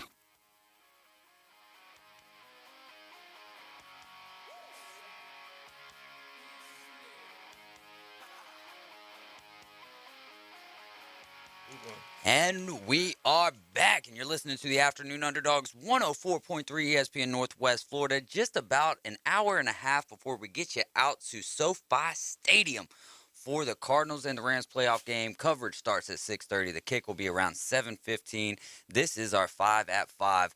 And bad news for SEC basketball fans. Kentucky just... Are they catching fire right now, or was it just one of those games against Tennessee? Saturday, Kentucky beat Tennessee 107-79, old school. It's just one of those things. I mean, just one of those things. Yeah, I mean, it can be one of those things either way. It was just one of those things that Baylor lost again at home. Kentucky puts it on whoever it was they were playing. Tennessee. You just never know. In the Big Ten, it's happening. We're just getting to the part where we're getting into conference time. Yeah. And so you're gonna see some of this, and then once we get through to the conference tournaments, that's when it starts really ramping up. All right. Well, Ian, I guess you're gonna go ahead and head out of here. Yeah, I was just actually writing you a nice, snazzy little in-class note there. That, yeah, I do got to split. I got the missus outside. We're going to go have some dinner together with the fam, and then I got a thing I got to be at here in about an hour or so. But thanks for letting me come out, man. It was really a blast. Anytime I get to come rap with you guys, it's always so much fun. So thanks for letting me come hang and do my thing and talk a little bit about books and then just blab about a bunch of sports, man. Dude, it's always a great time, man. You always do a great job, and we appreciate you we appreciate you coming on. So stop by anytime, Ian. Oh, yeah. Likewise. Next time we'll do it at my place over some barbecue. There we I learned go. a few things while I was in Carolina. All right, boys. Y'all have a good show. Thanks, everybody. Thanks. All right, Ian, we'll talk to you later. In Texas, did not have a great weekend or a great Saturday anyways. Iowa State and the Cyclones getting the better of them 79-70. FSU takes down Syracuse 76-71. TCU, bright spot for old school, even though Texas falls down. TCU picks them up by beating Oklahoma 59-58. That game went into overtime, and Alabama's slide just keeps on sliding, son. Another loss, this time to Mississippi State, to find themselves outside of the top 25 as the poll came in today. We'll get into that around 5:30. But your Auburn Tigers are now number 2 in the land. Gonzaga, who actually has more losses, I believe, than Auburn at 2 losses, and Auburn has 1, has found themselves in the top spot. Right.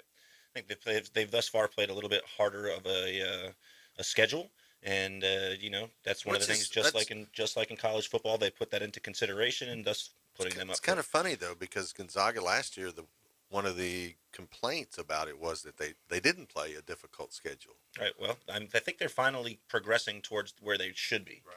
And unfortunately, though, it'll still be another 4 or 5 years until they're really playing a full season of competitive schedules, because they have 8 or 10 games every year. They're playing a Santa Clara the other night, which they beat by 20-something. I mean, it's just they're not competitive In Santa games a lot of Clara, times.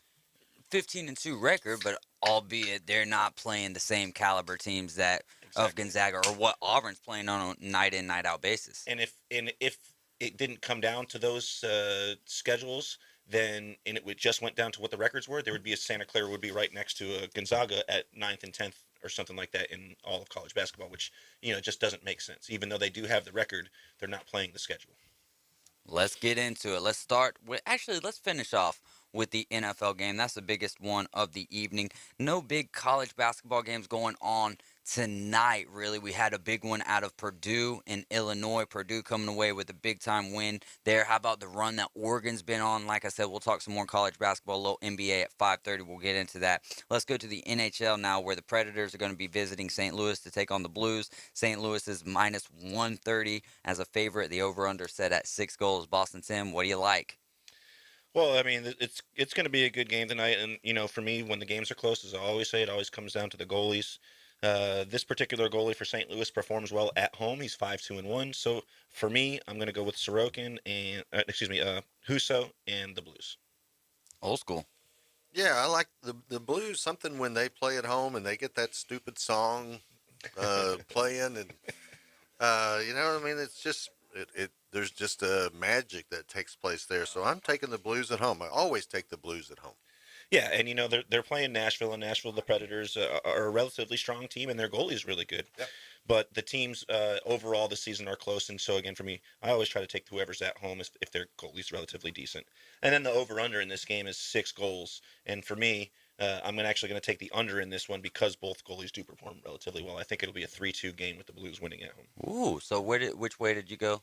I went with the Blues at home. St. Louis, so I'll give us a little. I'm gonna go with I'm going with Smashville, Nashville Predators. Even though they're on the road, and like Tim said, anytime that these games are close odds like this, you really do got to rely on the goalie. But things can happen. So I'll go with. And are you going with the under or over, Old School? I'm taking the under. All right, so you take the under. So that's 2 unders. I'll go with the over. I'll take Smashville, Nashville Predators to win 5-2. Ooh, that's a lot of goals. Let's see if it happens. Let's go to the other big game in the NHL tonight, where the Pittsburgh Penguins will be visiting Vegas to take on the Golden Knights. Vegas is a minus 110 favorite. The over/under also set at 6 goals here. Old School, what do you think? I love VGK at home. I really do. Just something about the Penguins. So I'm going to take the Penguins on the road to get it done against VGK. Over/under 6 goals. Under. Boston Sim. Yeah, I'm actually in 100% accord with you on this one. I always like Vegas, especially at home. But just the way that the Penguins have been playing lately, what I'm saying, they're on a 2-game win streak. Got Malkin, Crosby back. Right, they got their almost their entire squad back. Goalie looking exceptional this year. They're 8-2 in their last 10 games. You really can't bet against them right now. So for me, the Penguins. So Pittsburgh and the under? And the over. Oh, the over. Okay. Yes. Change that U into O. I have the over. Yes, I have them probably putting in 4 or 5 with their full squad. I like Vegas at the house, just the same way both of you guys do. I'm going to stick with them here. I'm going to get the Vegas Golden Knights with a win and an over, so looking like 4-3 Vegas Golden Knights. Let's go to the NBA high-scoring contest. They should be, as far as where the over or under is set at. The Bucks at the Hawks. Hawks are getting 5.5 points here at the house. I'm going to go with Milwaukee. Giannis is playing out of his mind right now. And these teams like to shoot the ball a lot, and the Hawks really like to shoot from the perimeter. I'm going to go with the over in this game. Give me Milwaukee and the over. Boston Tim? Just the opposite for me. At home, I really like Atlanta. They are not necessarily the strongest team in the league right now, but at home, they play really well. And they're on a losing streak right now. And typically, I would always go against that, but when a team is as strong as they are at home, that losing streak has to come to an end. So for me, I'm going to take them, but I agree that it is going to be the highest scoring game of the day. I think it'll be well over 230 actually. Well, I'm going to take the Bucks in the Bud Bowl. Coach Bud was at the Hawks for a long time. Now he's with the Bucks. I think the Hawks would love to rub it in his nose a little bit, but I just think the Bucks are just they're too talented. They have too much size for the Hawks, so I'm going to take the Bucks. All right. Do you like the over or under at 231.5 points? This has got to be one of the toughest sports to really like put the over under in NBA basketball when you're getting overs like 231.5. You know, it's the NBA. It's mid-season. I'll take the over. All right. That's what I'm talking about. Anytime that you're going for the over, you're rooting for positive. Anytime you take the under, you're rooting for negativity to happen. Let's go out The good west. thing about taking the under Mhm. is you're winning the The entire- entire game. Until you're not. And then it's over. Until you're not. Whereas the complete opposite. That's one the way other to look at it. Yeah, that's true. You're subtracting from 232 every single basket till you get down to the winning numbers. You better hope they start the scoring off hot. Let's get out west. Jazz at the Lakers tonight. Lakers at the house, 4.5-point underdog. The over/under, little high here as well. Underdogs, I mean, look, just think about that. The Lakers are the underdog to the Jazz. Yeah. I mean, what has happened to the Lakers? Well, I don't know if you've seen the shoot-arounds lately for the Lakers or Quite anything, diminished. but yeah, well, not just that, but they have to push them out there in wheelchairs, get them know. their canes, and then they start their shoot-arounds and everything. Plus, they and- spent all that money on probably the worst player in the league you could have picked up in Russell Westbrook. Yeah. For all that he is capable of doing, Mr. he Triple-double. absolutely does nothing for every team he plays for. It's amazing. Somehow he wins an MVP. Unbelievable. I don't get it. But then on top of that, Anthony Davis is injured and he's still not back to full health yet. So even though you do have a number of good players, and actually they do have a couple of young, decent players, they're really older at the starting position than they need to be. And then on top of that, not having their best young player is really diminishing them. I'm definitely not going to take them. I will take the Jazz, who are number one. Number 3 right now in the Western Conference. And then on top of it, the Lakers are 12-16 this year against anybody in the Western Conference. Whoa. So just think about that. That's not good. I'll take the Jazz, and I'll take the under in this particular game. Did the Lakers make the play? Did they make the playoffs last year, or did they make that? Did they make the play-in tournament? No, that's right. They did. No, they made it, and then they got put out by Phoenix. Yeah. Yeah. Yeah, okay, because I was going to say, what does that mean for LeBron's legacy if you miss playoffs back-to-back years? Not even saying that he'll miss this year. Who knows? There's a long season to go, and we know that the longer the season goes sometimes, or at least it's been the case, the longer the season goes, the better LeBron James gets. Oh, let's get the over-unders for all of those. I'm sure we all got the Jazz to win this game, so we're going over-under. I'll start it off. Give me the under. I also like the under, and another statistic for that particular game with the Jazz is that they're 19-4 against Western Conference teams, and so that's a rarity for any team in the Western Conference to play that well in the Western Conference, but they are this year, and so that really bodes well for them when playoff season comes. Ooh, I like it. Old school. Over or under 230.5 points. Well, if you're going to take the over, you better hope the Jazz score a bunch, because I can't see the Lakers scoring that much. Right. So I'm going to take the under. All right, let's get out to the NFL playoff game on Monday night. First time that it's ever been on ESPN. I still have not found any luck searching for a Monday Night Football or a Monday Night playoff game, but I'll just have to get in Wikipedia and look at every playoff game of all time. Let's get to the Cardinals at the Rams. Rams 3.5-point favorites here. The over-under set at 49.5 points. Boston Tim, what are we going to see tonight from this NFC West playoff game? I think it's going to be one of the more riveting games. I hope that nobody breaks out to a particularly large lead at the beginning, though it is a possibility. And if that does happen, in my particular opinion, it'll be the Rams, and then it would be Kyler and the Cardinals that'll be coming back. It's the same prediction that I had yesterday. I thought that Pittsburgh would jump out to a big lead. I thought it would be a little bit more than 7. I think I said 10 or 14 on the Show Builders group. Yeah. And then that the other guys would come back and then dominate them and really open it up in the second half, and they did exactly that. I think it'll be hopefully the opposite of that. I think these guys will stay together the entire game, and with the Cardinals coming away with a victory 27-24 with a late field goal, which would, of course, give me the Cardinals without the points, just a money line win. They're at plus 143 right now. The over-under at 49 would put me just over at 51. Yep. All right. Old school. This is weird. As far as home field advantage, I don't think there is a home field advantage when you build a superstructure new stadium. Atlanta built their new stadium. They don't have a home field advantage. Now the SoFi Stadium, I don't think that's a home field advantage by any means for the the Rams. In fact, I suspect tonight there will be more Cardinals fans there than Rams fans. So I'm going to say that Matt Stafford gets it done, but just by the hair of his chinny chin chin. All righty then. So you're going with the Rams. Do you like the over or the under? The under. All right. This is the first time ever that the NFL has held a playoff game on Monday. Greg said it right here on Facebook, and then I typed it in. Yeah, I couldn't find it, but then when I changed my wording on Google to "Has there ever been a playoff game on Monday?"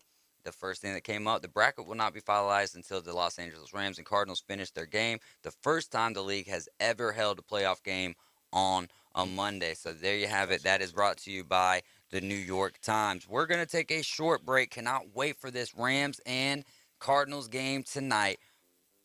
Stick with us. We'll be right back. We'll either be talking NFL playoffs or we'll have a surprise call from Grimace Greg. My forecast overnight for the entire listening area, pretty cold, less wind, maybe some frost by morning, about 32 to 37 for the low. Frosty start, mostly sunny Tuesday, the high near 60, and a north wind becoming south 5 to 10. Wednesday, mostly sunny near 70, chance of showers at Thursday. This weather forecast has been brought to you by All About Garage Doors, your garage door repair specialist. For 104.3 ESPN Northwest Florida, I'm meteorologist Tim Root. ESPN Northwest Florida. For the first time ever, the NFL playoffs will feature a game on Monday night. Hi, this is Kevin Kugler of Westwood One. Join us for the conclusion of the Super Wild Card round of the NFL playoffs. Kyler Murray and the Arizona Cardinals meet their NFC West rivals, the Los Angeles Rams. Kurt Warner, Ross Tucker, and I will be in LA to bring you all the action. From the Wild Card round all the way to Super Bowl 56 in Los Angeles, the NFL playoffs are right here. Kickoff at 7:15 on ESPN Northwest Florida. Hello, Rick Vossen with Stormore Portable Buildings, located at Panama City Mall on Highway 231 side. If you're shopping for a portable building, whether it be a portable building for storage, whether it be for office space, a garage, or a cabin out on the lake, Stormore's got pretty much anything you could use. From an 8 to 16 foot wide, from 12 feet long to 60 feet long. That's Stormore Portable Buildings, Panama City Mall, Highway 231. Barbaritos has been committed to serving farm fresh food since February 20th, 2000. For starters, Barbaritos food is made with love, straight from the heart. Every morning we begin preparing our food from scratch, from chopping fresh tomatoes for sauces to mashing fresh avocados for guacamole. Barbaritos cares about food. From serving char-grilled grass-fed beef as well as hormone-free chicken breasts to the amazing tofu for our vegan friends. Farm fresh is more than just a motto. It's Barbaritos' mission. Barbaritos. We make it fresh, you make it yours. If you're renting, you may want to listen. A renter's policy from Progressive is a great way to save money and stay protected. Johnny Ellis can help you protect the things your landlord doesn't. The team at Ellis Agency Insurance can help you save even more by bundling your renters and auto policies from Progressive. Johnny Ellis has your back, along with your belongings. Call Ellis Agency Insurance at 850-763-1627 or visit ellisagency.net. Progressive Casualty Insurance Company and Affiliates. The next evolution in sports talk radio. It's the Afternoon Underdogs, broadcasting from the Rib Crib Radio Room. 5, 4, 3, 2, 1. Engage. 104.3 ESPN Northwest Florida.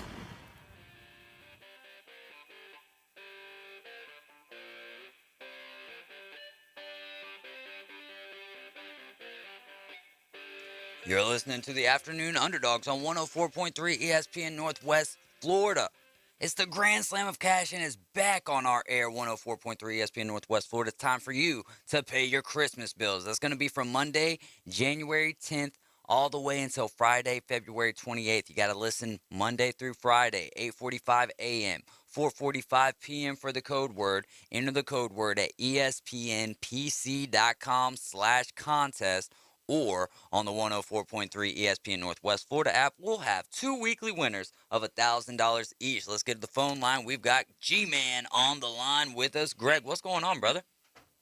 Not much, man. Just settling down after a weekend of football, watching the IU Hoosiers right now play Nebraska.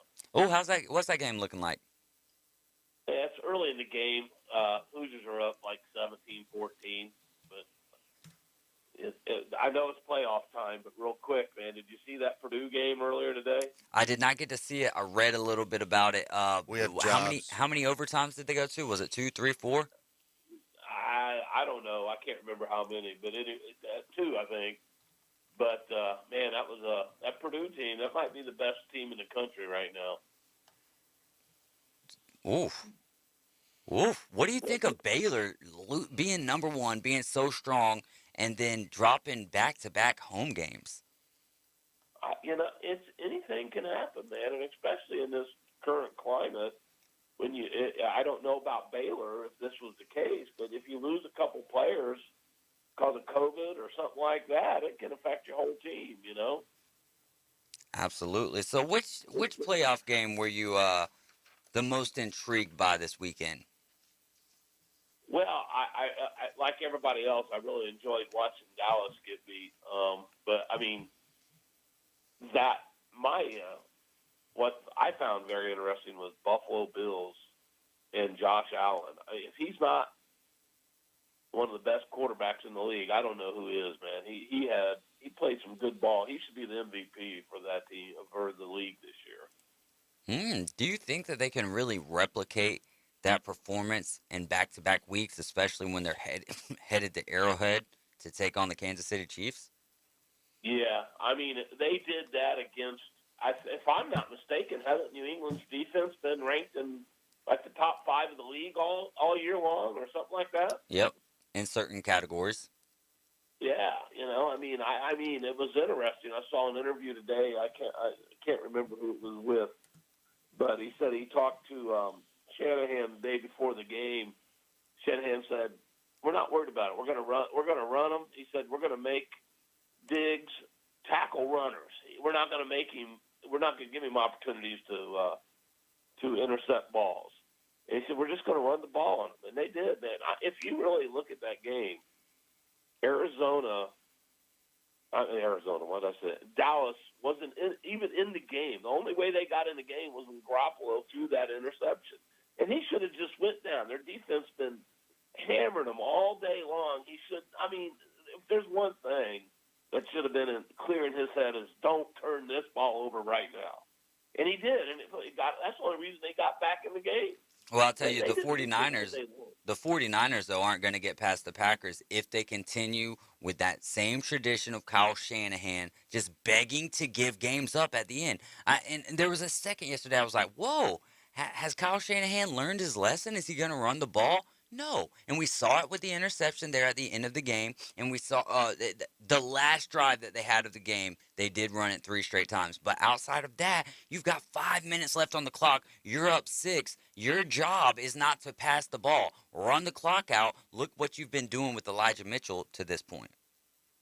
Run the damn ball. I mean, that's what they said. Just run it. It doesn't make any sense, but I'll tell you what, tonight I think is going. Everybody's talking like tonight could be a good game. I think the Rams.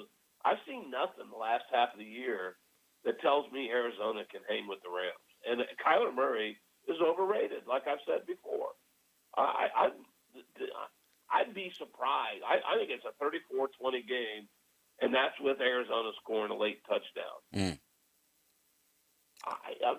Arizona just hasn't looked all that great this last half of the year, and the Rams have. It's really hard to argue with that, Greg. Really, because the last 5 games of the season, they did go 1-4 in those 5 games.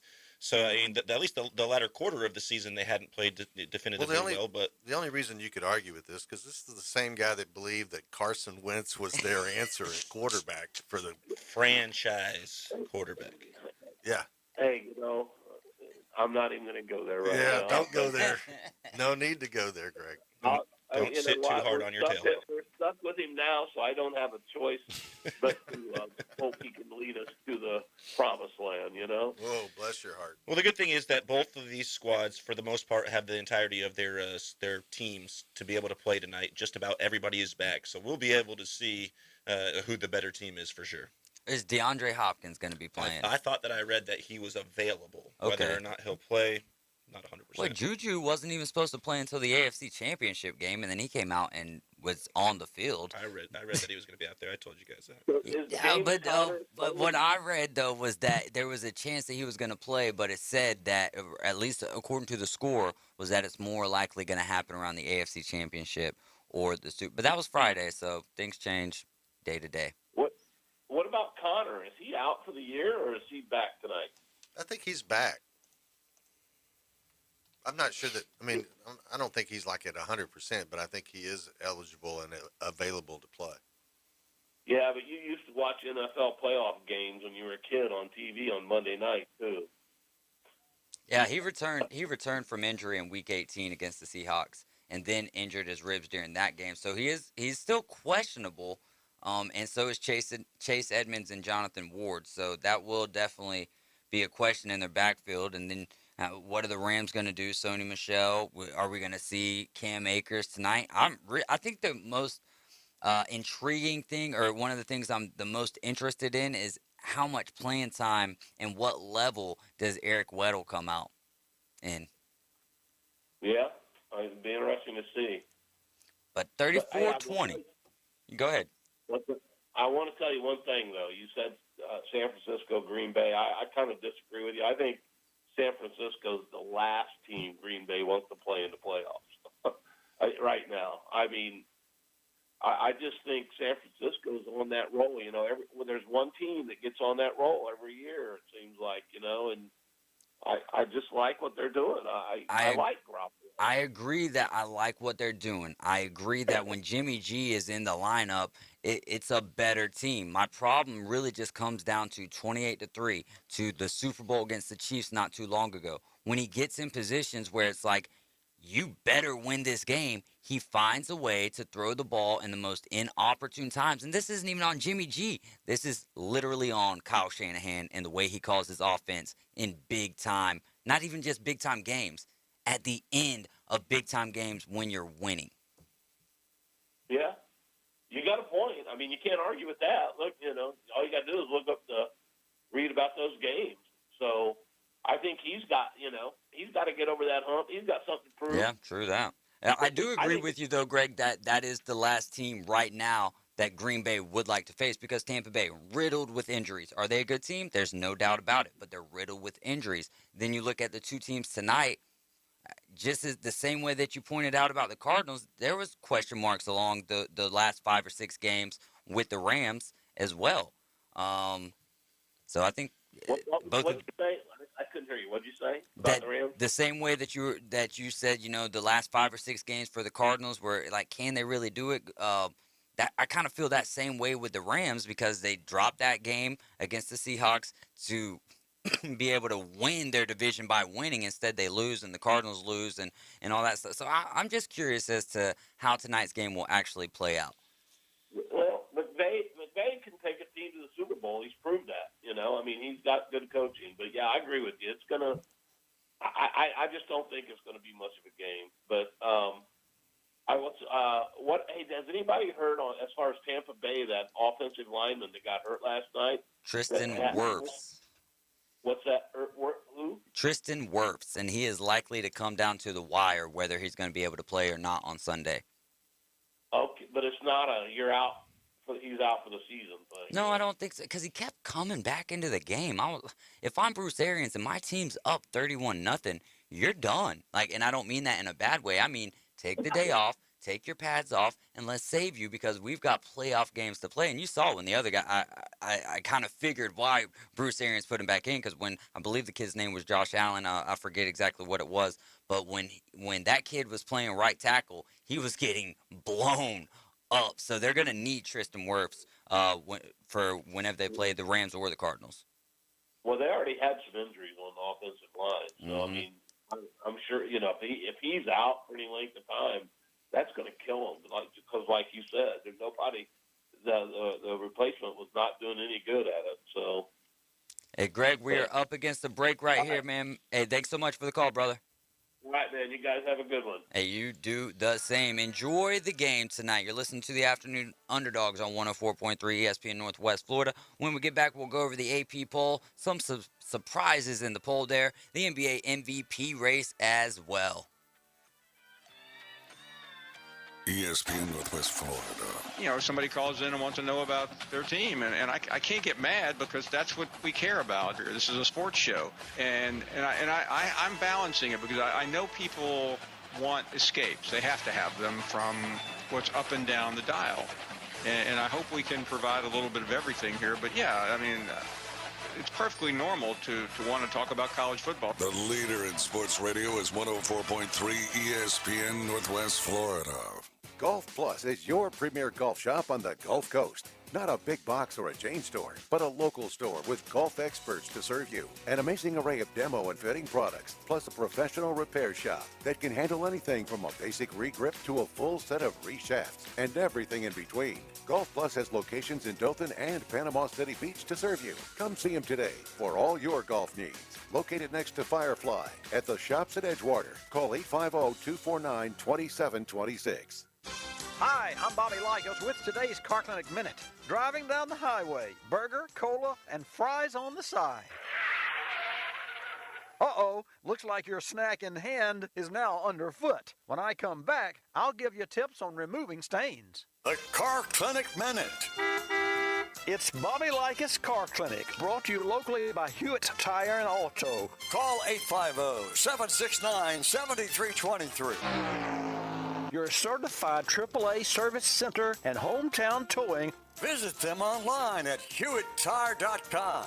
On Airport Road in Panama City. That's 850-769-7323. Hewitt Tire and Auto Center and hometown towing. Wipe that ketchup off your nose. Now, if your carpets look like a Calico Cat or a Jason Pollock painting, here are some surefire ways to tackle common stains. Chewing gum. Harden with an ice cube, then scrape away with a dull knife. Ketchup. Remove any excess, blot with a water-soaked rag, then scrub stain with a mild detergent. Soda. Sop with a damp sponge, then pour plenty of warm water and remove excess liquid. Repeat as necessary.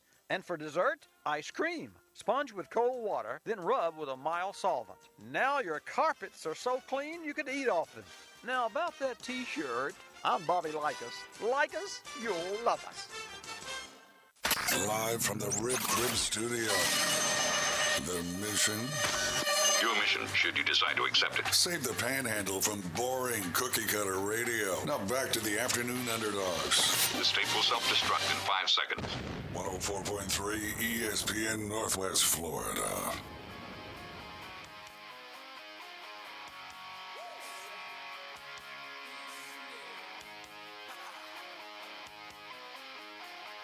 Welcome back in to the Rib Crib Radio Room on 104.3 ESPN Northwest Florida.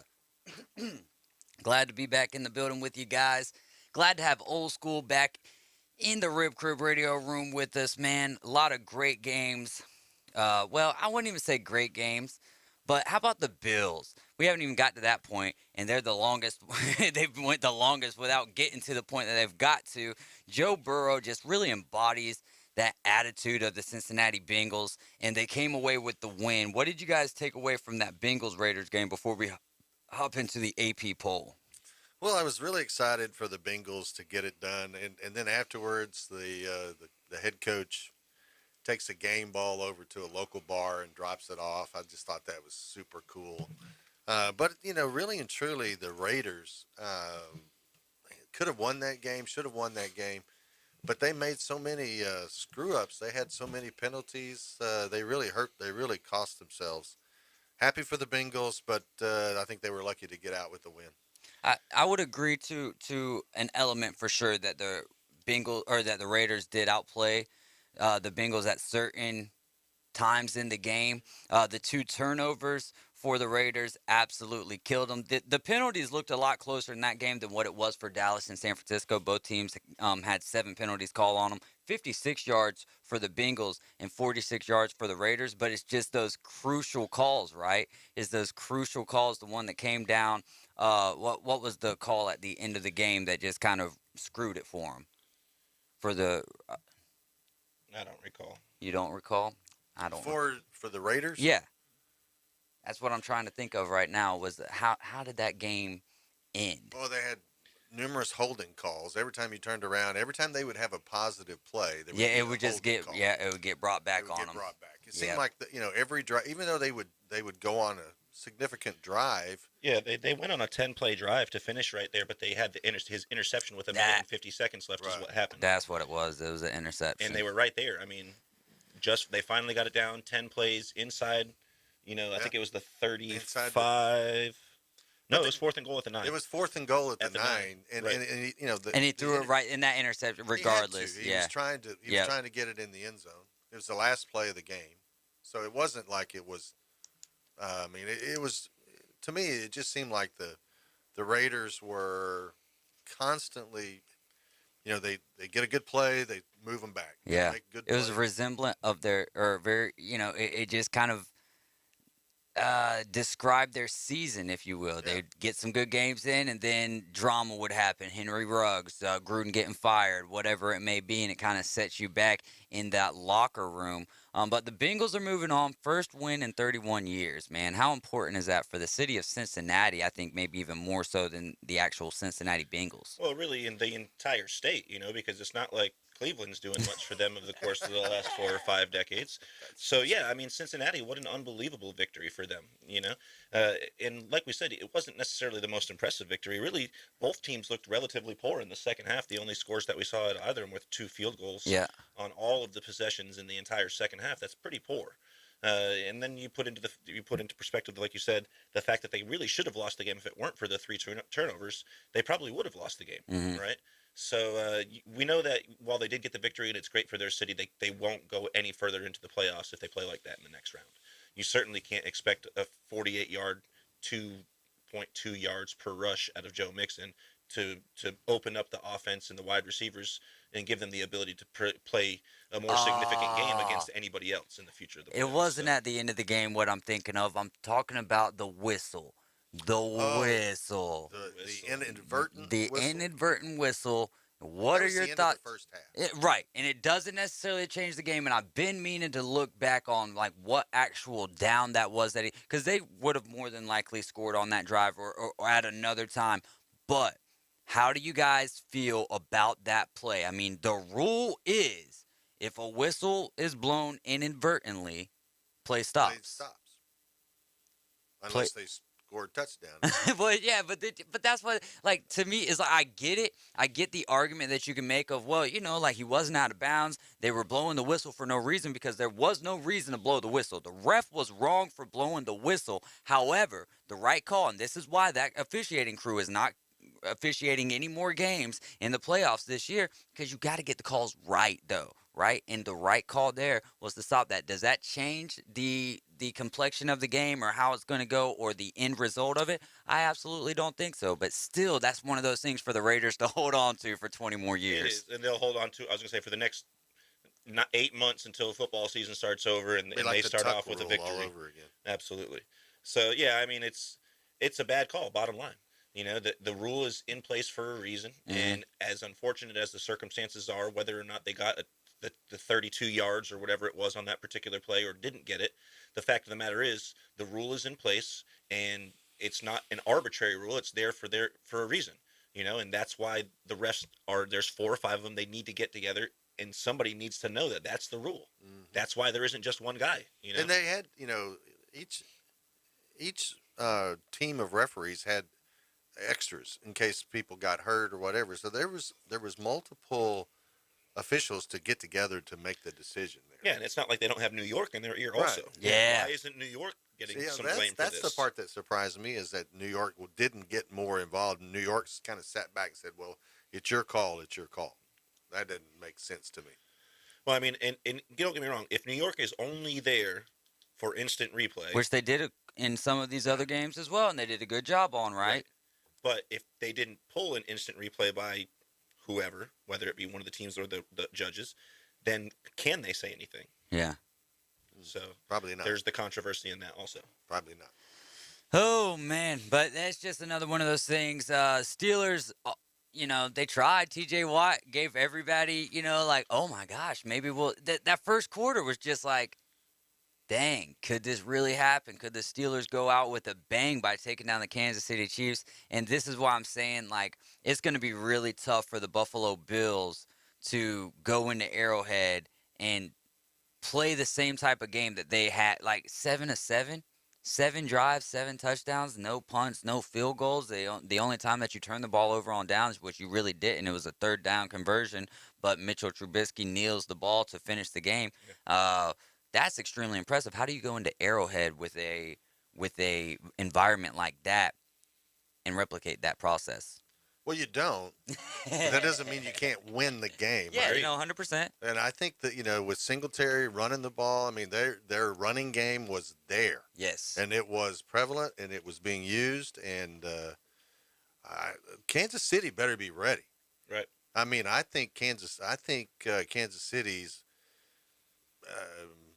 it is no cakewalk for them by any I don't think it's a cakewalk by any means and I either. think Buffalo's going to have to go in there, and they're going to have to hit him in the mouth. Yes, right? they are. They're going to have to play hard-nosed football. They're going to have to double up on the wide receivers. They're going to have to force them to run the football and earn it on the ground, because that's how they're going to win the game, because they're not going to go back and replicate their offensive production that they had in the last game. No, they can't. They'll be lucky to do half of that. But if they can hold Kansas City from doing what they're normally known for doing, and that's obviously putting up 4 or 5 touchdowns a game, at least, if they can hold them to a moderate number of 24 or something like that, they can win that game, absolutely. Mm-hmm. I'm excited for it. Which game out of the AFC divisional games, Titans and Bengals, Buffalo Chiefs, do you think will Bills versus Chiefs? Do you think will provide the most? Let's just say entertainment. I was going to say fireworks, but I think that really just 100% alludes to the Bills and the Chiefs when you say fireworks, right? You think that game. But which game do you think will be more entertaining out of the AFC? I think that if we get Derrick Henry back, that'll be the more exciting game. I think it'll be more of an old school, battle. Right. And it'll be a closer game. I think that come down to the end of the game, we'll see a lot more action from the quarterbacks, and with Jamar Chase out there, probably having to come back and do something big for the Bengals and Burrow. For me, I think that would be the more exciting game. Yeah. I think they're both going to be great. It's going to be the better round, I think, compared to the NFC. Yeah, that wild card round, it almost was like we got the Bengals and the Raiders, and San Francisco and Dallas ended up being good games, and then the rest of the week, the other 3 games were just. That's why I'm praying that we can end wild card round off with a competitive game tonight, because it almost reminded, or it almost put into my head of what could happen, or maybe what would happen. You go to a 12-team playoff in college football, and it's just like the teams that you think are going to win are going to win, but it's always fun to watch the games for those upsets. Right, but we also saw the opposite last year, right? So while it is a compelling argument this year that the underdogs are overwhelmingly losing, it was the opposite last year. It started, I think it was 72 or 80% of wins in the first round by underdogs. So we don't know that 100%. definitively it's going to be consistently like it is this year. Yeah, which I'm cool with. I like the 14 teams, the 3 games on the AFC, 3 games on the NFC, and the wild card round, and then the top seeds from each conference getting the bye. I like that. Packers and 49ers isn't going to be too shabby of one either. So did the NFL get it wrong, though, in their scheduling of the games, in the order of which the games was played? Yeah, I think so. I absolutely think. I would have certainly liked to have seen things a little bit different. Yeah, definitely. I would have. In what way? The order of which the games were played. I know, but I mean, did you not like the fact that the San Francisco game was the 3 o'clock? I would have had that one played Sunday night football. That should have been the night game. I would have just moved everything one spot. Yep. I would have started the day with Kansas City. Yep. And Pittsburgh. The middle of the day should have been Brady. Yeah. And then the night should have been the game that we all know was going to be the most competitive. Yep. Yep. All right. Well, that'll wrap us up here. We've got some local scores to get into, go over the AP poll. When we get back, you're listening to the Afternoon Underdogs, 104.3 ESPN Northwest Florida. My forecast overnight for the entire listening area, pretty cold, less wind, maybe some frost by morning, about 32 to 37 for the low. Frosty start, mostly sunny Tuesday, the high near 60, and a north wind becoming south 5 to 10. Wednesday, mostly sunny near 70, chance of showers at Thursday. This weather forecast has been brought to you by Mid-South Lumber, best little lumber yard in Panama City and Youngstown. For 104.3 ESPN Northwest Florida, I'm meteorologist Tim Root. ESPN Northwest Florida. War Eagle. Auburn basketball returns to the Auburn Sports Network. 17-footer. Banked it in. Watson. Dunk. It's the jam. Wednesday, Auburn returns home to battle the Georgia Bulldogs. Kessler with a two-hand stop. But Cardwell slams it home. Long three. KD. Good. Coverage begins at 7:30 Central on your home for the Auburn Sports Network. ESPN Northwest Florida. Small business owners of Bay County, are you aware of the recent changes in the credit card industry that could affect how much you pay for credit card processing? With over 30 years experience right here in Bay County, Merchant Management Group is ready to help your business take advantage of these changes and in some cases eliminate all fees for accepting credit card. Other businesses have already made the change. Call Merchant Management Group today to schedule a no obligation appointment. 850-747-0664. I'm Matt Glover with Aero Pest Service, and we are your family-owned and operated pest control company in Bay County since 1977. Did you know bed bugs are hitchhikers, and you can pick them up anywhere people congregate? Churches, restaurants, buses, and movie theaters? Call us today, and we'll guarantee you a treatment process to get rid of your bed bugs. Give us a call today at Aero Pest Service, 850-874-1900. The original J. Michael's Restaurant on Thomas Drive, Panama City Beach, serving Bay County and visitors from the U.S., Canada, and around the world since 1976. A little Southern, a little Creole, and a lot of hospitality. Come enjoy J. Michael's Seafood Platter, red beans and rice, the best gumbo on the beach, and the world-famous Spaghetti Night on Wednesdays. 3210 Thomas Drive, J. Michael's Restaurant. Live from the Rib Crib Studio. Doing what other stations can't. The Afternoon Underdogs is live and local. 850-215-6290. Always be sure to listen for the dial tone. 104.3 ESPN Northwest Florida.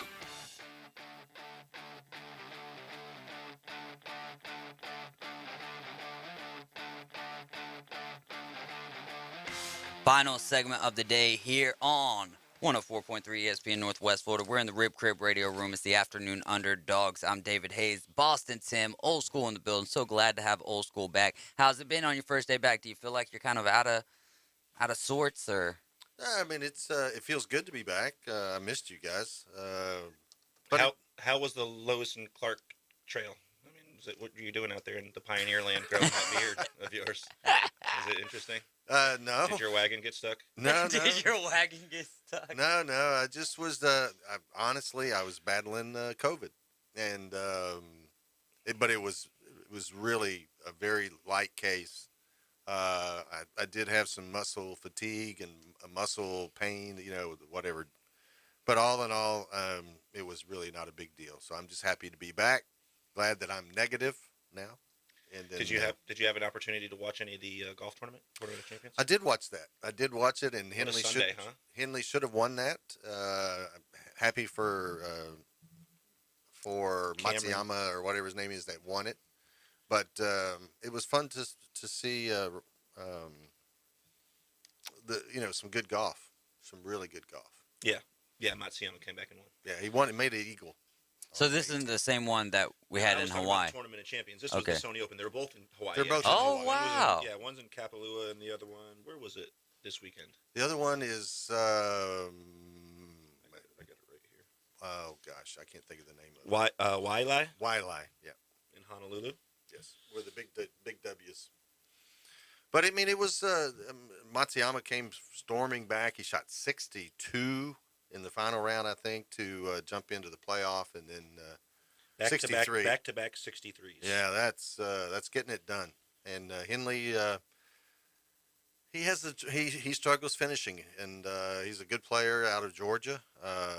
He's been on tour for a long time, but he had a chance there. He had a birdie putt to win it, and couldn't get it done on 18, and then he lost in the playoffs. So, but I did watch a lot of golf.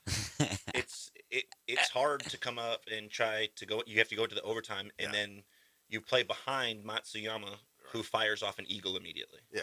I mean, it's and plus they allowed the crowd to get out into the fairway at the end at 18. Right. So then they had to get them all back off. So that took a little bit of time. I wish they could have controlled the crowd a little bit more. But Henley had his. All you want is for it to be on your club, and he had his shot. He had a relatively easy putt. Yep. Maybe 15 feet for birdie to win. And he missed it. Yep. And then, with his length, with Matsuyama's length, he knew he was going to get there in 2, and it was a matter of time. And Henley's not long enough to get there in 2. Right. And, like you said, his putting game, Wednesday, second 9 holes going into, day 3 going into day 4, second 9 holes, they're really the last 27 that he played. He didn't putt great. Right. He started so unbelievably with a 62 and then a 63. Right. But then a 67 with a bad back 9, and then a 65, including missing the final birdie putt. Yeah, so. and that's his strength is great putter, and if he's going to win, it's when he's putting it lights out, and he had his chance, but he will say, I should have won that. He had his chance, but he couldn't get it done. But still, I mean, it's a great tournament for him. 2 great tournaments in Hawaii back to back. They hosted the other one we discussed with Alan Watson the other day, where the Century. Yeah, we saw Cameron Davis come out. All the top Smith. Cameron Smith the top, went the top crazy. 8 guys 30-something were all under 28 years old. So the young golfers just looking great, including somebody I can't recall who it was, but somebody shot a 61 on the final day to finish in 3rd place. Wow. A 61 on a par 73. That's on any other normal course he would have shot a 60 or even a 59. Yeah. And what an unbelievable score to have the ability to shoot a 59. Such a very small group of people to be in that club. And that golf course where they played that, the fairways are wide enough you could land an airplane. So it's not exactly right. I mean, if there's multiple people shooting in I think 3 people broke the course record in the same tournament. So it was, there's a reason why those scores were that low, is because the golf course was set up to be gettable, and that golf course is all about the wind. And if there's no wind, they're going to take it really deep, and they did. But J.J. Watt has been activated from the IR ahead of Monday night game. Is he really? That's the next formal step. So we don't know if he's going to be playing until we'll see it tonight. We'll see it tonight. And for anybody else that was wondering about the segment we had earlier with Greg, DeAndre Hopkins, they say, will be coming back, but he is not off the IR. He's not cleared to come back for this particular game. The earliest they think he'll come back will be the NESC Championship if they make it that far. We're looking at a rib injury and a game-time decision for James Conner, starting running back, led the NFL with 18 touchdowns.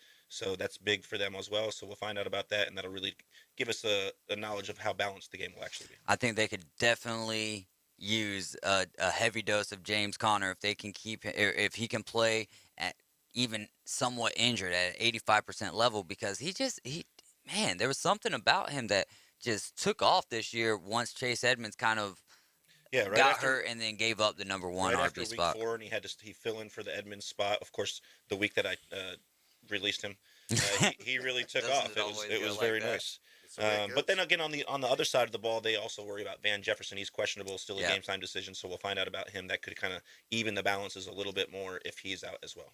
Let me get a couple of seconds here to go over some of the scores from the weekend. Boys high school soccer, Mosley over Columbia 4-2. Walton takes down Port St. Joe 2-0. In girls high school soccer, we have Port St. Joe over Walton 4-1. Lincoln beats Arnold 3-1. In boys high school basketball, Gadsden County takes down Rudd 57-47. Girls high school basketball, Port St. Joe over Godby 50-41. In the world of JUCO, Baton Rouge Community College 55, Chipola 100. Gulf Coast loses to Tallahassee in a nail-biter, 67-65. And in JUCO women's basketball, Gulf Coast takes down Tallahassee, 72-60. We also had the Gator Brawl for high school wrestling.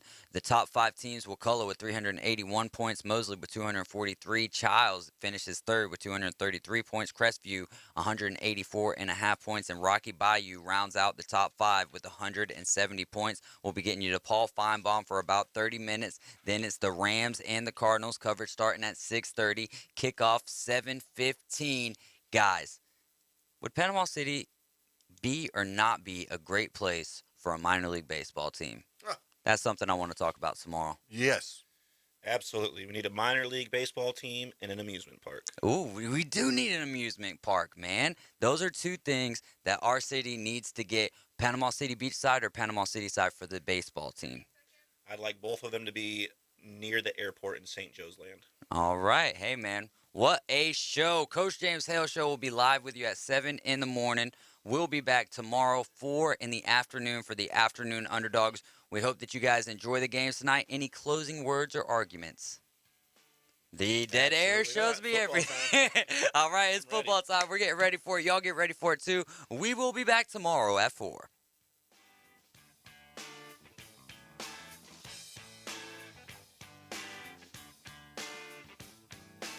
ESPN Northwest Florida. The Dan Patrick Show, weekdays from 9 till 11. The Dan Patrick Show. This set up perfectly for Dallas. You have a good offense. You have impact players on defense. You had home field advantage. And then you beat yourself. You do